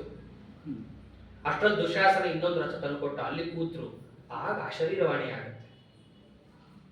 ಇಷ್ಟೆಲ್ಲ ಯುದ್ಧ ನಡೀತಿದ್ರು, ಸಾಮಾನ್ಯ ಶಸ್ತ್ರದಿಂದ ಯುದ್ಧ ಮಾಡ್ತಾ ಇದ್ರು. ಅಸ್ತ್ರ ಪ್ರಯೋಗ ಯಾರೂ ಮಾಡಿರಲಿಲ್ಲ. ಯಾಕೆ ಮಾಡಿರಲಿಲ್ಲ? ಅಸ್ತ್ರವನ್ನ ಸುಮ್ಮನೆ ಬಳಸಬಾರದು. ಅದು ಮಂತ್ರಭೂತವಾದದ್ದು. ಅದನ್ನು ಬಳಸೋದಕ್ಕೆ ಅನುಮತಿ ಇರಬೇಕು ನಮಗೆ, ದೊಡ್ಡವರು ಗುರು ಹಿರಿಯರ ಅನುಮತಿ ಇರಬೇಕು, ಅಂದ್ರೆ ಮಾತ್ರ ಬಳಸಬೇಕು. ಅಲ್ಲಿ ತನಕ ಬಳಸಕ್ಕೆ ಹೋಗಿರಲಿಲ್ಲ. ಯದ್ಯಪಿ ಎಲ್ಲರೂ ಅನ್ಕೋತಾ ಇದ್ರು ಯಾಕೆ ಭೀಷ್ಮಾಚಾರ್ಯ ಏನು ತೆಗಿತಾ ಇಲ್ಲ, ಅವರು ಧಾರ್ಮಿಕರು, ನಮ್ಗೆ ಅನುಮತಿ ಇಲ್ಲ. ಆಗ ಅಶರೀರವಾಣಿ ಆಗುತ್ತೆ ದೇವತೆಗಳಿಂದ, ಇಲ್ಲ ಟೈಮ್ ಬಂದಿದೆ, ನೀವು ಅಸ್ತ್ರವನ್ನು ಬಳಸಬಹುದು ಅಂತ ದೇವತೆಗಳ ಅಶರೀರವಾಣಿಯನ್ನ ಕೊಟ್ಟ ಮೇಲೆ ಆ ಅಸ್ತ್ರ ಈ ಅಸ್ತ್ರಕ್ಕೆ ಹೋಗೋದೇ ಇಲ್ಲ. ಅವರು ಸೀದಾ ಬ್ರಹ್ಮಾಸ್ತ್ರಕ್ಕೆ ಹೋಗ್ತಾರೆ. ಬ್ರಹ್ಮಾಸ್ತ್ರವನ್ನೇ ಸಂಧಾನ ಮಾಡಿ ಬ್ರಹ್ಮಾಸ್ತ್ರ ಪ್ರತ್ಯಸ್ಥ ಇಲ್ಲ. ಅವಾಗ ಅವರು ಶ್ವೇತನ ಮೇಲೆ ಬಿಟ್ಟಾಗ ಶ್ವೇತ ಕಡ್ಕೊಂಡು ಬೀಳ್ತಾನೆ. ಯಾವಾಗ ಶ್ವೇತ ಕಡ್ಕೊಂಡು ಬೀಳ್ತಾನೋ ಅಲ್ಲಿ ತನಕ ಎಲ್ಲರೂ ಏನು ಅನ್ಕೊಂಡಿದ್ರಿಲ್ಲ, ಪಾಂಡವರು ಗೆಲ್ತಾರೆ ಇವತ್ತು, ಈ ದಿವಸ ಪಾಂಡವರದ್ದೇ ಅಂತ ಅನ್ಕೊಂಡಿದ್ರು. ಯಾವಾಗ ಮಧ್ಯಾಹ್ನ 2-2:30 ಹೊತ್ತಿಗೆ ಶ್ವೇತ ಬಿದ್ದನೋ ಅವಾಗ ಅಸ್ತ್ರಕ್ಕೆ ಅವಕಾಶ ಸಿಕ್ಬಿಡ್ತು. ಅಸ್ತ್ರವನ್ನು ಭೀಷ್ಮಾಚಾರ್ಯ ಪ್ರಯೋಗ ಮಾಡ್ತಾರೆ ಅಂತ ಗೊತ್ತಾಗ್ತಿರ್ಲಿಕ್ಕೇನೆ ಪಾಂಡವ ಸೇನೆಯಲ್ಲೂ ಸೈನಿಕರು ಹೆದರು ಬಿಡ್ತಾರೆ. ಅಷ್ಟರಲ್ಲಿ ಈ ಶಂಖ ಅಂತ ಇನ್ನೊಬ್ಬ ತಮ್ಮ, ಅವನು ಯುದ್ಧಕ್ಕೆ ಅಂತ ಬರ್ತಾನೆ ಭೀಷ್ಮಾಚಾರ್ಯ ಎದುರಿಗೆ. ಅಷ್ಟರಲ್ಲಿ ಎಂತಾರಲ್ಲ ಫಾರ್ಮಕ್ಕೆ ಬಂದಿದ್ರು ಅಂತ. ಹಾಗೆ ಭೀಷ್ಮಾಚಾರ್ಯ ಪೂರ್ಣ ಪ್ರತಾಪವನ್ನು ಅವ್ರು ತೋರಿಸ್ತಾ ಇದ್ದಾಗ ಆ ಶಂಕರ ರಥವನ್ನು ಕೂಡ ಭೇದಿಸಿ, ಅಷ್ಟಲ್ಲ ಅರ್ಜುನ ದೂರದಿಂದ ನೋಡ್ತಾ ಇರ್ತಾನೆ ಇವೆಲ್ಲ. ಅವನು ಹೋಗ್ತಾನೆ ಇರಲ್ಲ ಅಲ್ಲಿ. ತನ್ನ ಕಡೆ ಉತ್ತರ ಕುಮಾರ ಹೋದ, ಆಮೇಲೆ ಶ್ವೇತ ಹೋದ, ಇಬ್ರು ವಿರಾಟ್ ರಾಜನ ಮಕ್ಕಳು, ಅವರಿಬ್ರು ಹೋಗಿದ್ದು ನೋಡದ. ಕಡೆಗೆ ಶಂಕನು ಸಾಯ್ಬಾರ್ದು, ಕೃಷ್ಣ ಅಲ್ಲಿ ರಥ ತಗೊಂಡು ಹೋಗೋನು ಕಾಪಾಡೋಣ ಅಂತ ಹೇಳಿ ರಥ ಅಲ್ಲಿಂದ ತಂದು ಆ ಶಂಕರನ ತನ್ನ ರಥದಲ್ಲಿ ಹತ್ತಿಸ್ಕೋತಾನೆ. ಭೀಷ್ಮಾಚಾರ್ಯ ಒಂದು ತೋರಿಸಿದ ಪರಾಕ್ರಮ ಎಷ್ಟು ಅಂತಂದ್ರೆ ಪಾಂಡವರ ಸೈನಿಕರಿಗೆ ನಿಲ್ಲಕ್ಕಾಗ್ತಾ ಇಲ್ಲ, ವಾಪಸ್ ಓಡ್ತಾ ಇದ್ದಾರೆ. ಅಷ್ಟು ಆ ಮುದುಕ ಅಂತ ಎಲ್ಲರೂ ಅನ್ಕೊಂಡಿದ್ರು. ಅವನ ಭುಜಬಲದಿಂದ ಅವತ್ತು ಬದುಕುಳಿದಿದ್ದು ಎಷ್ಟೋ ಜನರಿದ್ರು. ಅವರ ಪರಾಕ್ರಮವನ್ನು ನೋಡಿ ಅವತ್ತು ದುರ್ಯೋಧನ ಜಯಘೋಷವನ್ನ ಮಾಡ್ತಾನೆ. ಮೊದಲು ಹೀಯಾಡಿಸಿದ್ದ, ಅವರ ಹತ್ರ ಮಾತಾಡೋದು ಬಿಟ್ಟು ದ್ರೋಣಾಚಾರ್ಯ ಹತ್ರ ಹೋಗಿ ಏನೇನೋ ಗುಸು ಮಾತಾಡಿದ್ದ. ಇವತ್ತು ಕಾಪಾಡಿದ್ಯಾರು? ಭೀಷ್ಮಾಚಾರ್ಯ. ಅವತ್ತಿನ ದಿವಸ ಹೋಗೇ ಬಿಡುತ್ತೆ, ಕೌರವರ ಪಾಲಿಗೆ ಪರಾಜಯ ಅಂತಿದ್ದನ್ನ ಪೂರ್ಣ ಟರ್ನ್ ಮಾಡಿಬಿಡ್ತಾರೆ ಕಡೆ ಹೊತ್ತಿಗೆ, ಸೂರ್ಯಾಸ್ತದ ಹೊತ್ತಿಗೆ. ಅವಾಗ ನೋಡ್ದ ಧರ್ಮರಾಜ, ಇಲ್ಲ ಸೂರ್ಯಾಸ್ತ ಆಯ್ತು, ನಮ್ಮ ಸೇನೆಯನ್ನು ಉಪಸಂಹಾರ ಮಾಡೋಣ. ನಮ್ಮ ಕಡೆ ಇಬ್ಬರು ಪ್ರಧಾನ ಸೇನಾನಿಗಳು ಸತ್ತೋದು, ಹಿಂಗಾಗಬಾರ್ದಾಗಿತ್ತು, ಮೊದಲನೇ ದಿವಸ ನಮ್ಮ ಪರಾಜಯ ಆಯ್ತು ಅಂತ ಹೇಳಿ ಧರ್ಮರಾಜ ಏನ್ ಮಾಡ್ತಾನೆ, ಸೇನೆಯನ್ನು ಉಪಸಂಹಾರ ಮಾಡ್ತಾನೆ. ದುಷ್ಟದ್ಯುಮ್ನ ಉಪಸಂಹಾರ ಮಾಡ್ತಾನೆ. ಶಿಬಿರಕ್ಕೆ ಬರ್ತಾರೆ. ಒಬ್ಬರು ಮುಖದಲ್ಲಿ ಕಳೆ ಇಲ್ಲ. ಇಬ್ಬರು ಪ್ರಧಾನ ಸೇನಾಪತಿಗಳೇ ಒಂದು ರೀತಿಯಲ್ಲಿ ಅವರು ಹೋಗಿಬಿಟ್ಟಿದ್ದಾರೆ. ಧರ್ಮರಾಜ ಅಂತೂ ಕಣ್ಣಲ್ಲಿ ನೀರು ಹಾಕೊಂಡು ಕೂತಿರ್ತಾನೆ. ಸೀದಾ ಕೃಷ್ಣನ ಎದುರಿಗೆ ಬರ್ತಾನೆ. ಕೃಷ್ಣ, ನಿನ್ನ ನಂಬ್ಕೊಂಡು ಯುದ್ಧಕ್ಕೆ ಬಂದ್ವಿ, ಮೊದಲನೇ ದಿವಸನೇ ಹೀಗೆ ಆಗೋಯ್ತು. ವನಮ್ಮಿ ಹಾಸ್ಯಾಮಿ ವಾರ್ಷ್ಣೇಯ ಶೈವಮೇ ತತ್ರ ಜೀವಿತು. ಕಾಡು ಹೋದ್ರೆ ಬದುಕಾದ್ರೂ ಬದುಕಬಹುದು, ನಾವು ಆಗ್ತಾ ಇಲ್ಲ ನನಗೆ. ನನ್ನನ್ನು ನಂಬ್ಕೊಂಡು ಇವರೆಲ್ಲ ಬಂದಿದ್ದಾರೆ, ನಿನ್ನನ್ನು ನಂಬ್ಕೊಂಡು ನಾ ಬಂದಿದ್ದೀನಿ. ಇಬ್ರು ಹೋಗ್ಬಿಟ್ರು. ಆ ಮುದುಕ ನಾ ಏನ್ ಮಾಡ್ತಾನೆ ಅಂತ ಅನ್ಕೊಂಡಿದ್ದೆ, ಅವರಿಂದಲೇ ನಾವು ಸೋತಂಗಾಯ್ತು. ಇವತ್ತು ಎಷ್ಟು ಆಯುಷ್ಯ ಇದೆಯೋ ಅಷ್ಟು ಇರ್ಲಿ, ಕಾಡಿಗೆ ಹೋಗಿ ಒಂದಿಷ್ಟು ಉಪನ್ಯಾಸ ಕೇಳಾದ್ರೂ ಸಾಧನೆ ಮಾಡಿ ಪುಣ್ಯ ಪಟ್ಕೊಳ್ಳೋಣ, ಕಾಡಿಗೆ ಹೋಗ್ಬಿಡೋಣ. ನಮ್ಗೆ ಏನ್ ಹಿತ ಅದನ್ನಾದ್ರೂ ನೀವು ಬಾಯ್ಬಿಟ್ಟು ಹೇಳು. ನಮ್ಮ ಅರ್ಜುನ ಯುದ್ಧಕ್ಕೆ ಮುಂಚೆ ಏನೇನೋ ಹೇಳ್ದ, ನೀನು ನಂಬ್ಕೊಂಡು ಹಿಂದೋದ್ರೆ ಜಯ ಬರುತ್ತೆ. ಎಲ್ಲಿ ಬಂತು ಜಯ? ಇಬ್ರು ಕಳ್ಕೊಂಡಿದೀವಿ ನಾವು, ಏನಾದ್ರು ಹೇಳು ಕೃಷ್ಣ ಅಂತಂದಿದ್ದಕ್ಕೆ ಅವಾಗ ಪರಮಾತ್ಮ ಅಂತ, ಏನ್ ಹೆದರ್ಕೋಬೇಡ, ಈಗ ಶುರುವಾಗಿದೆ, ಹೆದರ್ಕೊಳ್ಳುವಂತಹದ್ದು ಏನಾಗಿಲ್ಲ. ನೋಡಿ, ಇನ್ನ ನಮ್ಮ ಸೇನಾಪತಿ ಇದ್ದಾನೆ, ಅವನು ಚೆನ್ನಾಗಿದ್ದಾನೆ, ನಿನ್ ತಮ್ಮಂದ್ರು ಚೆನ್ನಾಗಿದ್ದಾರೆ. ಯುದ್ಧದಲ್ಲಿ ಒಬ್ರು ಹೋಗೋದು, ಒಬ್ರು ಹೇಳೋದು ಬೀಳೋದು ಇದ್ದದ್ದೇ. ಯಾರೋ ಇಬ್ರು ಹೋದ್ರು ಅಂದ ತಕ್ಷಣ ಎಲ್ಲ ಹೋಯ್ತು ಅಂತ ಅಳಬಾರ್ದು. ಕರಿ ನಿನ್ ಸೇನಾಪತಿಯನ್ನ, ನಾಳೆ ಯೋಚನೆ ಮಾಡು, ಎಲ್ಲಾರಿನ ಬದುಕಿದಾರಲ್ಲ, ಧೈರ್ಯ ತುಂಬುತ್ತಾನೆ ಪರಮಾತ್ಮ. ಅವಾಗ ದುಷ್ಟದ್ಯುಮ್ನನ್ನ ಕರೆದ. ಧರ್ಮರಾಜನ ಮುಖದಲ್ಲಿ ಏನೂ ಕಾಂತಿ ಇಲ್ಲ. ಅಲ್ಲಪ್ಪ ಸೇನಾಪತಿ, ಶಬ್ದ ನೋಡ್ರಿ, ಆಗ ಸೇನೆಗೆ ಪತಿ ಅಂತ ಮಾಡಿದೀನಿ, ಏನ್ ಕೆಲಸ ಮಾಡಿದೀಯಾ ಅಂತ ಅರ್ಥ ಅದಕ್ಕೆ. ಸೇನಾಪತಿ ದುಷ್ಟದ್ಯುಮ್ನ ಸಂಬೋಧನೆ ಮಾಡ್ಬೇಕಾದ ರೀತಿನೇ ಬೇರೆ. ಹೆಂಡತಿ ತಮ್ಮ ಬಹಳ ಗೌರವ ಕೊಡಬೇಕು ವಸ್ತುತಃ. ಆದ್ರೆ ಏನಾಗಿದ್ದು, ಸೇನಾಪತಿ ಏನ್ ಮಾಡ್ತಾ ಇದೀಯಾ, ನಾಳೆದೇನಾದ್ರೂ ಯೋಚನೆ ಇದೆಯಾ, ಇಲ್ಲ ಇವತ್ತಿನ್ನ ಸುಸ್ತಾಗಿದೆ ಮಲ್ಕೊಳಕ್ ಹೋಗ್ತಾ ಇದೀಯಾ, ನಾಳೆದೇನು ಅಂತ ಕೇಳ್ದ. ದುಷ್ಟದ್ಯುಮ್ನ ಅಂತ, ಇಲ್ಲ ಇವತ್ತು ವಜ್ರವ್ಯೂಹ ಅಂತ ಮಾಡಿದ್ದು, ಅಷ್ಟು ಸಕ್ಸಸ್ ಆಗ್ಲಿಲ್ಲ. ಯಾಕೆ ಸಕ್ಸಸ್ ಆಗ್ಲಿಲ್ಲ? ಧರ್ಮರಾಜ ಚೆನ್ನಾಗಿ ಹೇಳ್ತಾನೆ ಒಂದು ಮಾತು, ನಮ್ಮ ಸೇನೆಯಲ್ಲಿ ನಾನು ಯಾವ ಇಬ್ಬರನ್ನ ನಂಬುದ್ನೋ ಅದರಲ್ಲಿ ಹೋರಾಡಿದ್ದು ಒಬ್ಬ ಮಾತ್ರ. ಒಂದು ಒಳ್ಳೆ ಮಾತಂತಾನೆ, ಏಕೋ ಭೀಮ ಪರಶಕ್ತ್ಯ ಯುದ್ಧತ್ತೇವ ಮಹಾಭುಜ. ನಾನು ಯುದ್ಧ ನೋಡ್ತಾ ಇದ್ದೆ, ನಾನು ಇಬ್ರು ನಂಬಿಕೊಂಡು ಯುದ್ಧ ಶುರು ಮಾಡಿದ್ದು, ಒಂದು ಭೀಮ, ಇನ್ನೊಬ್ಬ ಅರ್ಜುನ. ಒಬ್ಬನೇ ಒಬ್ಬ ಹೋರಾಡ್ದ, ಇನ್ನೊಬ್ಬ ಅರ್ಜುನ ಹೇಗೆ ಹೋರಾಡ್ದ ಇವತ್ತು? ಮಧ್ಯಸ್ಥ ವಿಭ ಪಶ್ಯಾಮಿ ಸಮರೇ ಸವ್ಯಸಾಚಿನ. ಅವನೊಬ್ಬ ಮಧ್ಯಸ್ಥನ್ ತರ ಹೋರಾಡ್ತಾ ಇದ್ದಾನೆ. ನಮ್ ಟೀಮಾಗ ಅವನು ಹೋರಾಡ್ತಾನೆ ಇಲ್ಲ. ಒಬ್ಬನೇ ಒಬ್ಬ ಹೋರಾಡಿದ್ರೆ ಹೇಗಾಗುತ್ತೆ ಅಂತ ಹೇಳಿ ಧರ್ಮರಾಜ ಹೇಳ್ತಾನೆ. ನಿಜವಾಗಿಯೂ ಒಬ್ಬನೇ ಒಬ್ಬ ಮೊದಲನೇ ದಿವಸ ಹೋರಾಡಿದ್ದು. ಅದು ಯಾಕೆ? ಕ್ಷತ್ರ ಧರ್ಮ ಮನುಸ್ಮರನ್, ಇದು ಕ್ಷತ್ರಿಯ ಧರ್ಮ ಅಂತ ನೋಡಿ ಒಬ್ಬನೇ ಹೋರಾಡಿದ್ದು. ಮಿಕ್ಕದವರು ಹೋರಾಡಲೇ ಇಲ್ಲ ನಮ್ಮ ಕಡೆ. ನಿಮ್ಮನ್ನಂತೂ ನಾನು ಲೆಕ್ಕಕ್ಕೆ ಹೇಳುದಿಲ್ಲ. ನಿಷ್ಠುರವಾಗಿ ಮಾತಾಡ್ತಾನೆ ಧರ್ಮರಾಜ ಸೇನಾಧಿಪತಿ ಎದುರಿಗೆ. ಆಗ ಅವನಂತಾನೆ, ಇಲ್ಲ ಇವತ್ತು ಸ್ವಲ್ಪ ಎಡವಟ್ಟಾಯ್ತು, ಒಪ್ಪಿಕೊಂಡ. ನಾಳೆ ದಿವಸ ಹೀಗಾಗಲ್ಲ. ನಾಳೆ ದಿವಸ ನಾನು ಕ್ರೌಂಚ ವ್ಯೂಹ ಅಂತ ನಾನು ರಚನೆ ಮಾಡ್ತೀನಿ. ಕ್ರೌಂಚ ವ್ಯೂಹ ಅಂತಂದ್ರೆ ಒಂದು ಪಕ್ಷಿಯ ಆಕಾರದಲ್ಲಿರೋದು. ಮುಂದೆ ಯಾರಿರ್ತಾನೋ ಅವನು ಬಲಿಷ್ಠ ಇರಬೇಕು. ನನ್ನನ್ನ ನಿನ್ನ ಸೇನಾಪತಿ ಅಂತ ಮಾಡದ್ದೀಯಾದ್ದರಿಂದ ನನ್ನ ಸಲಹೆ ತಗೊಳ್ಳೋದಾದರೆ, ಮುಂದೆ ಇವತ್ತು ಭೀಮ ಇದ್ದಂತೆ ನಾಳೆ ಅರ್ಜುನ ಇರಲಿ ಆ ವ್ಯೂಹಕ್ಕೆ. ಅರ್ಜುನನನ್ನ ವ್ಯೂಹದ ಮಧ್ಯಭಾಗದಲ್ಲಿ ನಿಲ್ಲಿಸೋಣ, ಭೀಮಾದಿಗಳನ್ನ ಆ ವ್ಯೂಹದ ರಕ್ಷಕರನ್ನ ಆ ಕಡೆ ಈ ಕಡೆ ನಿಲ್ಲಿಸೋಣ ಅಂತ ನಾನು ಹೇಳ್ತೀನಿ ಅಂತ ಹೇಳಿ ಆ ವ್ಯೂಹವನ್ನ ತಾವು ತಯಾರು ಮಾಡ್ಕೋತಾರೆ. ಕ್ರೌಂಚ ವ್ಯೂಹವನ್ನ ಎರಡನೇ ದಿವಸ. ಅದರಂತೆ ಕೌರವರ ಪಾಳ್ಯದಲ್ಲೂ ಕೂಡ ಭೀಷ್ಮಾಚಾರ್ಯ ಇವೆಲ್ಲ ಅರದು ಕುಡಿದಿದ್ದಾರು. ನೀನು ಏನೇ ವ್ಯೂಹ ಮಾಡು, ಪ್ರತಿ ವ್ಯೂಹ ನಾ ಮಾಡ್ತೇನೆ. ಹೌದು, ಓದಿದ್ದೇ ಅಷ್ಟು ಓದಿದಾರು. ಔಟ್ ಆಫ್ ಸಿಲೆಬಸ್ ಅನ್ನೋದು ಇಲ್ಲೇ ಇಲ್ಲ ಭೀಷ್ಮಾಚಾರ್ಯರಿಗೆ ಯಾವುದು. ನೀನು ಏನು ವ್ಯೂಹ ಮಾಡ್ತೇವೋ ಪ್ರತಿ ವ್ಯೂಹ ನಾ ಮಾಡ್ತೀನಿ. ಅದರಂತೆ ಅವರು ಒಂದು ವ್ಯೂಹವನ್ನು ರಚನೆ ಮಾಡಿ ಎರಡನೇ ದಿವಸ ಯುದ್ಧಕ್ಕೆ ನಿಂತಾಗ ಯುದ್ಧ ಪ್ರಾರಂಭ ಆಗುತ್ತೆ. ಮೊದಲಿಗೆ ಭೀಷ್ಮಾಚಾರ್ಯರೇ ನಿಂತಿರ್ತಾರೆ. ಅವತ್ತಿನ ದಿವಸ ಅರ್ಜುನನೇ ಮುಂದೆ. ಮೊದಲನೇ ದಿವಸ ಆಗಿದ್ರೆ ಭೀಮ ಇದ್ದಿದ್ದು, ಅರ್ಜುನ ಹಿಂದೆ ಇದ್ದ. ಇವತ್ತು ಭೀಮ ಎಲ್ಲೋ ಪಕ್ಕದಲ್ಲಿದ್ದಾರೆ.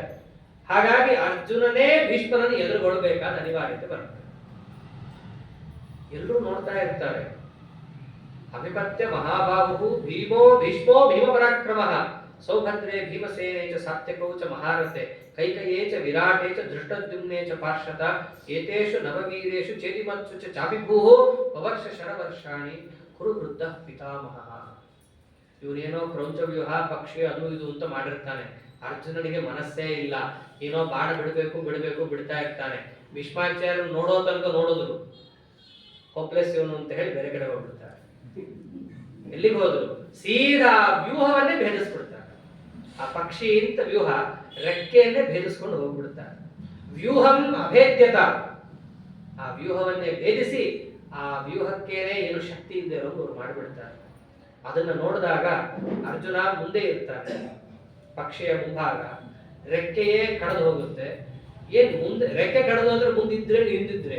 ಅವಾಗ ಕೃಷ್ಣನಿಗೆ ಅರ್ಜುನ ಹೇಳ್ತಾನೆ, ಸ್ವಾಮಿ ಭೀಷ್ಮಾಚಾರ್ಯರ ಕರ್ಕೊಂಡು ಹೋಗು, ಸ್ವಲ್ಪ ಅಲ್ಲೂ ಯುದ್ಧ ಮಾಡ್ತೀನಿ ನಾನು. ಹಾಗೆ ಆಗ್ಲಿ ಅಂತಲ್ಲ. ಸಾರಥಿ ಅಂದ್ರೆ ಸಾರಥಿ, ಗುರು ಅಂದ್ರೆ ಗುರು. ಅವನ ಕೆಲಸ ಏನ್ ಮಾಡಕ್ ಬಂದಿದ್ನೋ ಪರಮಾತ್ಮ ಒಬ್ಬನೇ ಅಚ್ಚುಕಟ್ಟಾಗಿ ಮಾಡ್ತಾ ಇರೋ. ಹಾಗಾಗಿ ಅಂತ ಭೀಷ್ಮರ ಎದುರಿಗೆ ಅರ್ಜುನನನ್ನು ಕರ್ಕೊಂಡು ಹೋಗಿ ನಿಲ್ಲಿಸಿದ್ರೆ ಸಂಜಯ ಒಂದು ಮಾತಂತಾನೆ. ಏನಂತ? ಕೋವಾ ಗಾಂಧೀವ ಧನ್ವಾನಂ ಅಮನ್ಯ ಕುರುಪಿತಾಮಹ ದ್ರೌಣಿ ವೈಕರ್ತನಾಭ್ಯಾಂಬ ರತಿ ಸಂಯಾತು ಮರ್ಹತಿ. ಧೃತರಾಷ್ಟ್ರ, ಅರ್ಜುನ ಏನಾದ್ರು ನುಗ್ಗಿ ಬಂದ್ರೆ ಮೂರೇ ಜನವನ್ನ ಎದುರಾಕೋಬಹುದು.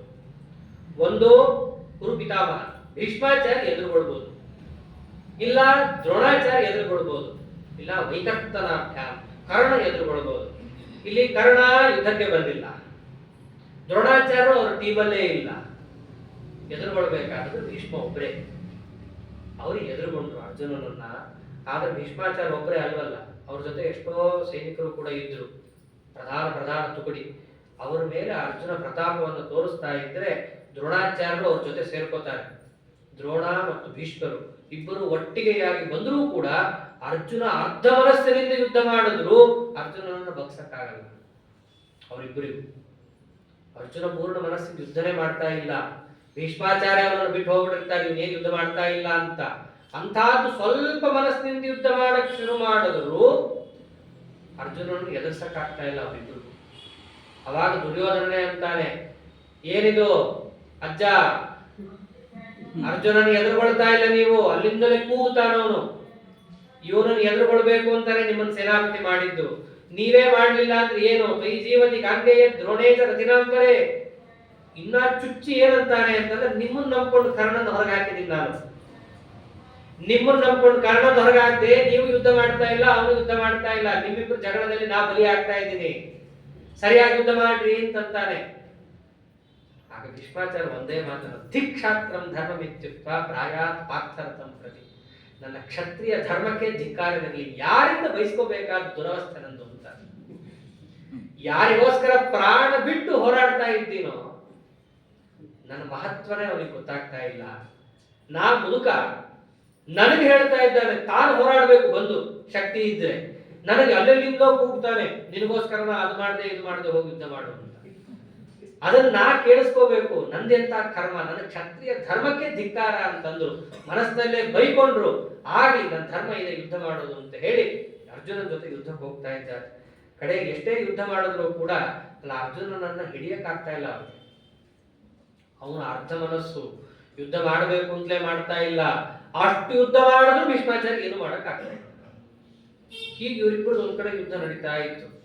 ಅಷ್ಟರಲ್ಲಿ ಪಕ್ಕದಲ್ಲಿ ದ್ರೋಣಾಚಾರ್ಯರು ಇದ್ರಲ್ಲ, ಅವರು ಇವ್ರ ಜೊತೆ ಸೇರ್ಕೊಂಡ್ಬಿಟ್ರೆ ಅರ್ಜುನನಿಗೆ ಸಮಸ್ಯೆ ಆಗತ್ತೆ ಅಂತ ಹೇಳಿ ಧೃಷ್ಟದ್ಯುಮ್ನ ಎದುರುಗೊಳ್ತಾನೆ. ಅವನ್ನ ಡಿವೈಡ್ ಮಾಡ್ತಾರೆ ಅವರಿಬ್ರನ್ನು ಕೂಡ. ಧೃಷ್ಟದ್ಯುಮ್ನ ದ್ರೋಣಾಚಾರ್ಯರು ಮೊದಲಿಂದಲೂ ಬದ್ಧ ವೈರ. ಅವನೊಂದು ಬಾಯಿ ಬಿಟ್ಟೇ ಹೇಳ್ತಾನೆ, ನನಗೆ ವರ ಇದೆ, ನಿಮ್ಮನ್ನು ಕೊಲ್ಲಕ್ಕೆ ನಾನು ಹುಟ್ಟಿದವನು, ನನ್ನನ್ನು ಎದುರುಗೊಳ್ರಿ. ನಿಮ್ ಶಿಷ್ಯನ ಮೇಲೆ ಯಾಕೆ ಹೋಗ್ತೀರಾ? ಶಬ್ದ ನೋಡ್ರಿ, ನಿಮ್ ಶಿಷ್ಯನ ಮೇಲೆ ಯಾಕೆ ಹೋಗ್ತೀರಾ? ನನ್ನ ಹತ್ರ ಬಂದ್ರಿ. ಅವನು ನಿಮ್ಗಿಂತ ಸಣ್ಣವನು, ಅವನ ಮೇಲೆ ಹೋದ್ರೆ ನಿಮ್ಗೇನು ಸಿಗತ್ತೆ? ನನ್ನ ಮೇಲೆ ಬರ್ಬೇಕು ನೀವು. ಸಂಜಯ ಇದನ್ನ ಹೇಳ್ಬೇಕಾದ್ರೆ ಎಷ್ಟೊಂದಂತ ಯುದ್ಧದಲ್ಲಿ ಏನು ಬಹಳ ಹೌರು ಉಪನ್ಯಾಸದಲ್ಲಿ ಮಾತಾಡ್ದಂಗೆ ಮಾತಾಡಲ್ಲ. ಅಲ್ಲಿ ಎಂತೆಂಥ ಶಬ್ದಗಳು ಬರ್ತಾವೆ. ಏಕವಚನ ಬರುತ್ತೆ, ದ್ವಿವಚನ ಬರುತ್ತೆ, ಅರ್ಧವಚನ ಬರುತ್ತೆ, ಎಲ್ಲಾ ವಚನಗಳು ಅಲ್ಲಿ ಬರ್ತವೆ. ಯಾಕೆಂದ್ರೆ ಹಂಗೆ ಬಡದು ಎಬ್ಬಿಸಿ ಅವರನ್ನ ಯುದ್ಧ ಕರೆದು ಅವ್ರನ್ನ ಸೋಲಿಸಿ ಕಳಿಸೋದು, ಇಲ್ಲ ಸಾಯಿಸಿ ಕಳಿಸೋದು ಅಂತ. ಆಗ ಆ ದ್ರೋಣಾಚಾರ್ಯನ ಕರೆದು ಇತ್ಲಾ ಕಡೆ ಯುದ್ಧ ಮಾಡಬೇಕಾದ ದ್ರೋಣಾಚಾರ್ಯರು ತಾವೊಬ್ಬರೇ ಬರಲ್ಲ, ಕಳಿಂಗ ಸೇನೆಯನ್ನು ತಗೊಂಡು ಬರ್ತಾರೆ. ಕಳಿಂಗ ರಾಜರ ಸೇನೆ. ದ್ರೋಣಾಚಾರ್ಯರು ಧೃಷ್ಟದ್ಯುಮ್ನನ ರಥದಿಂದ ಕೆಳಗೆ ಹಾಕಿ ಕೊಂದೇ ಬಿಡಬೇಕು ಅಂತ ಹೋಗಿರ್ತಾರೆ. ಅಷ್ಟರಲ್ಲಿ ಭೀಮಸೇನ ಬರ್ತಾರೆ ಕಾಪಾಡಕ್ಕೆ. ಧೃಷ್ಟದ್ಯುಮ್ನನ್ನ ಕಾಪಾಡ್ತಾರೆ. ಕಾಪಾಡುವಾಗ ಏನಾಗುತ್ತೆ, ಆ ಧೃಷ್ಟದ್ಯುಮ್ನನ್ನ ಕಾಪಾಡುವಾಗ ಧೃಷ್ಟದ್ಯುಮ್ನ ರಥದಿಂದ ಹಾರ್ಕೊಂಡ್ಬಿಡ್ತಾನೆ. ಆ ದ್ರೋಣಾಚಾರ್ಯರ ರಥದ ವೇಗ ಇರುತ್ತಲ್ಲ, ಹೋರಾಡ್ಬೇಕಾದ್ರೆ ರಥ ಏನು ಒಂದು ಕಡೆ ನಿಲ್ಲಿಸಿ ಟಿವಿ ಸೀರಿಯಲ್ ತೋರಿಸಿದಂಗೆ ಯುದ್ಧ ಅಲ್ಲದು, ನಿಲ್ಲಕ್ಕೆ ಸಾಧ್ಯ ಇಲ್ಲ. ಒಬ್ರು ಒಂದು ಕಡೆ, ಅದು ಓಡ್ತಾ ಇರ್ಬೇಕು ರಥ, ಒಂದಲ್ಲ ಒಂದು ಕಡೆ. ಹೀಗದ ರಥ ಆ ಧೃಷ್ಟದ್ಯುಮ್ನನ್ನ ಕೆಳಗೆ ಹಾಕಿ ಅದು ಮುಂದೆ ಹೋಗ್ಬಿಡುತ್ತೆ. ಮುಂದೆ ಹೋದವರು ಹಿಂದೆ ಬರೋ ಹಾಗಿಲ್ಲ. ಇದೊಂದು ಯುದ್ಧದಲ್ಲಿ ಹಿಂದೆ ಬರಕ್ಕೂ ಆಗಲ್ಲ. ಅದೇನು ರಿವರ್ಸ್ ಗೇರ್ ಹಾಕೊಂಡ್ ಬರ್ಲಿಕ್ಕೆ ಕಾರ ರಥ, ಹಂಗ ಬರಕ್ಕೂ ಆಗೋದಿಲ್ಲ. ಆ ದ್ರೋಣಾಚಾರ್ಯರು ಮುಂದೆ ಹೊರಟೋಗ್ತಾರೆ. ಮುಂದೆ ಹೊರಟಾಗ ಎದುರಿಗೆ ಸಿಗೋದು ಕಳಿಂಗ ಸೇನೆ. ಭೀಮಸೇನನ ಎದುರಿಗೆ ಕಳಿಂಗ ಸೇನೆ ಸಿಗತ್ತೆ. ಧೃಷ್ಟದ್ಯುಮ್ನ ಬೇರೆ ರಥ ತಗೊಂಡು ಹೋದಾಗ ಎದುರುಗಡೆ ಕಳಿಂಗನ 10,000 ಆನೆಗಳು, ಭೀಮಸೇನ ಒಬ್ಬನೇ. ಅವಾಗ ನೋಡ್ಬೇಕು ಭೀಮಸೇನನ ಪ್ರತಾಪ ಏನು ತೋರಿಸ್ತಾರ. ಭೀಮಸೇನನ ಪ್ರತಾಪವನ್ನ ಸಂಜಯ ವರ್ಣನೆ ಮಾಡ್ತಾನೆ. ಭೀಮಸೇನ ಕಳಿಂಗಾನಾಂ ಆರ್ಛತ್ ಭಾರತ ವಾಹಿನಿ, ಸಂಪೂರ್ಣ ಕಳಿಂಗನ ಸೇನೆಯನ್ನು ತುಳಿದು ಹಾಕಿಬಿಟ್ಟಿದ್ದಾರೆ ಭೀಮಸೇನ. ಅವನು ಹೆಂಗೆ ಯುದ್ಧ ಮಾಡ್ದ ಅಂತ ಒಂದು ಛಾಪ್ ಕೊಡ್ತಾನೆ. ಹೆಂಗೆ ಅಂತಂದ್ರೆ, ಒಂದು ಆನೆಯನ್ನು ಹತ್ತಾ ಇದ್ರು, ಹತ್ತಬೇಕಾದ್ರೆ ಹತ್ತೋವಾಗಲೇ ಆ ದಂತವನ್ನು ಮುರಿದು ಅವನ ತಲೆ ಮೇಲೆ ಕೂತು ಅದನ್ನು ಕುಟ್ಟಿ ಇನ್ನೊಂದು ಆನೆ ಮೇಲೆ ಹಾಕ್ತಾ ಇದ್ರು. ಭೀಮಸೇನನ ಬಲ ಅಂದ್ರೆ ಏನದು?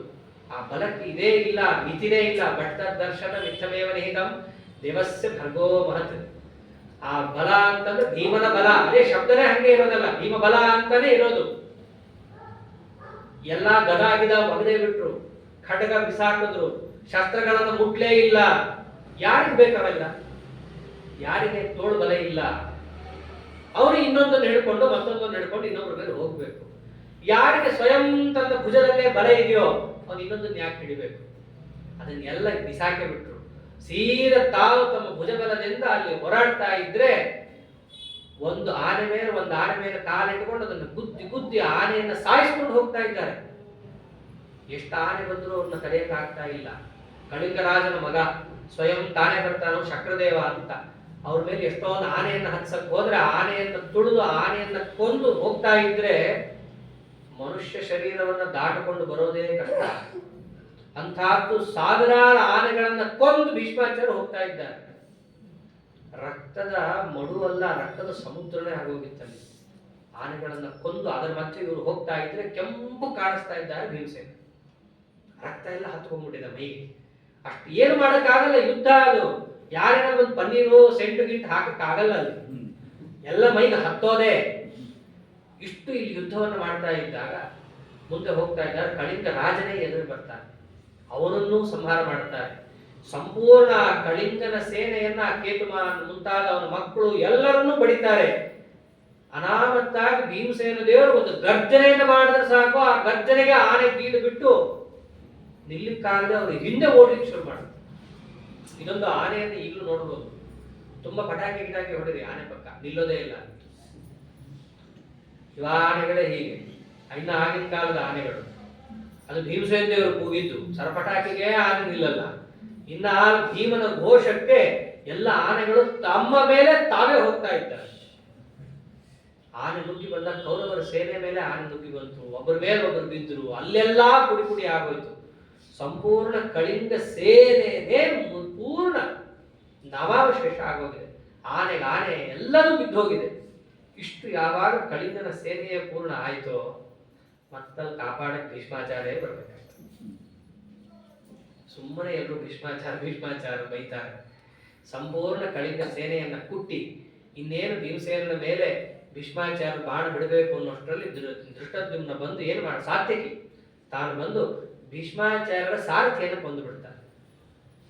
ಅವರ ಆ ವೇಗದಿಂದ ರಥವನ್ನು ತರೋವಾಗ ಸಾರಥಿ ಹೋಗ್ಬಿಟ್ನಲ್ಲ, ರಥ ನಿಲ್ಸಕ್ಕೆ ಆಗ್ಲಿಲ್ಲ ಅವ್ರಿಗೆ. ಹಿಡಿಯೋರು ಯಾರು ಆ ರಥದ ಹಗ್ಗವನ್ನ, ಹಾಗಾಗಿ ರಥ ತಾನೇ ಮುಂದೆ ಹೊರಟೋಯ್ತು. ಆದ್ರೆ ಭೀಮಸೇನ ಮಾತ್ರ ಅಲ್ಲಾಡದೆ ನಿಂತಿದ್ರು. ಎಲ್ಲ ಆನೆಗಳ ಮಧ್ಯದಲ್ಲಿ ಸಹಸ್ರ ಆನೆ ಒಬ್ಬರೇ ಮಧ್ಯದಲ್ಲಿ ನಿಂತಿದ್ದಾರೆ. ಎಲ್ಲ ಆನೆಗಳು ಸತ್ತು ಹೋಗಿದೆ. ಆ ವೈಭವವನ್ನು ನೋಡ್ತಾ ಇದ್ದಾರೆ. ಎಲ್ಲ ಕೌರವರ ಸೇನೆ ಪತಳಗುಟ್ಟು ಹೋಗಿದೆ ಅವತ್ತು ಭೀಮಸೇನ ಆರ್ಭಟಕ್ಕೆ. ಯಾರಿಗೂ ನಿಲ್ಲಕ್ಕಾಗ್ತಾ ಇಲ್ಲ, ಅವ್ರ ಎದುರಿಗೆ ಯಾರು ಮಾತಾಡಕ್ಕಾಗ್ತಾ ಇಲ್ಲ. ನೋಡೋದಂತೂ ಸುದೂರ ಬರಾಹಕ, ಅಷ್ಟು ಭಯಾನಕವಾಗಿ ಕಾಣಿಸ್ತಾ ಇದ್ದಾರೆ ಭೀಮಸೇನ. ಇಷ್ಟು ಭೀಮಸೇನನ್ನು ನೋಡಿ ದೂರದಿಂದ ಅರ್ಜುನನಿಗೆ ಬಹಳ ಖುಷಿ ಆಗ್ತಾ ಇತ್ತು. ನಮ್ಮ ಅಣ್ಣ ಹೇಗೆ ಯುದ್ಧ ಮಾಡ್ತಾ ಇದ್ದಾನೆ ಅಂತ.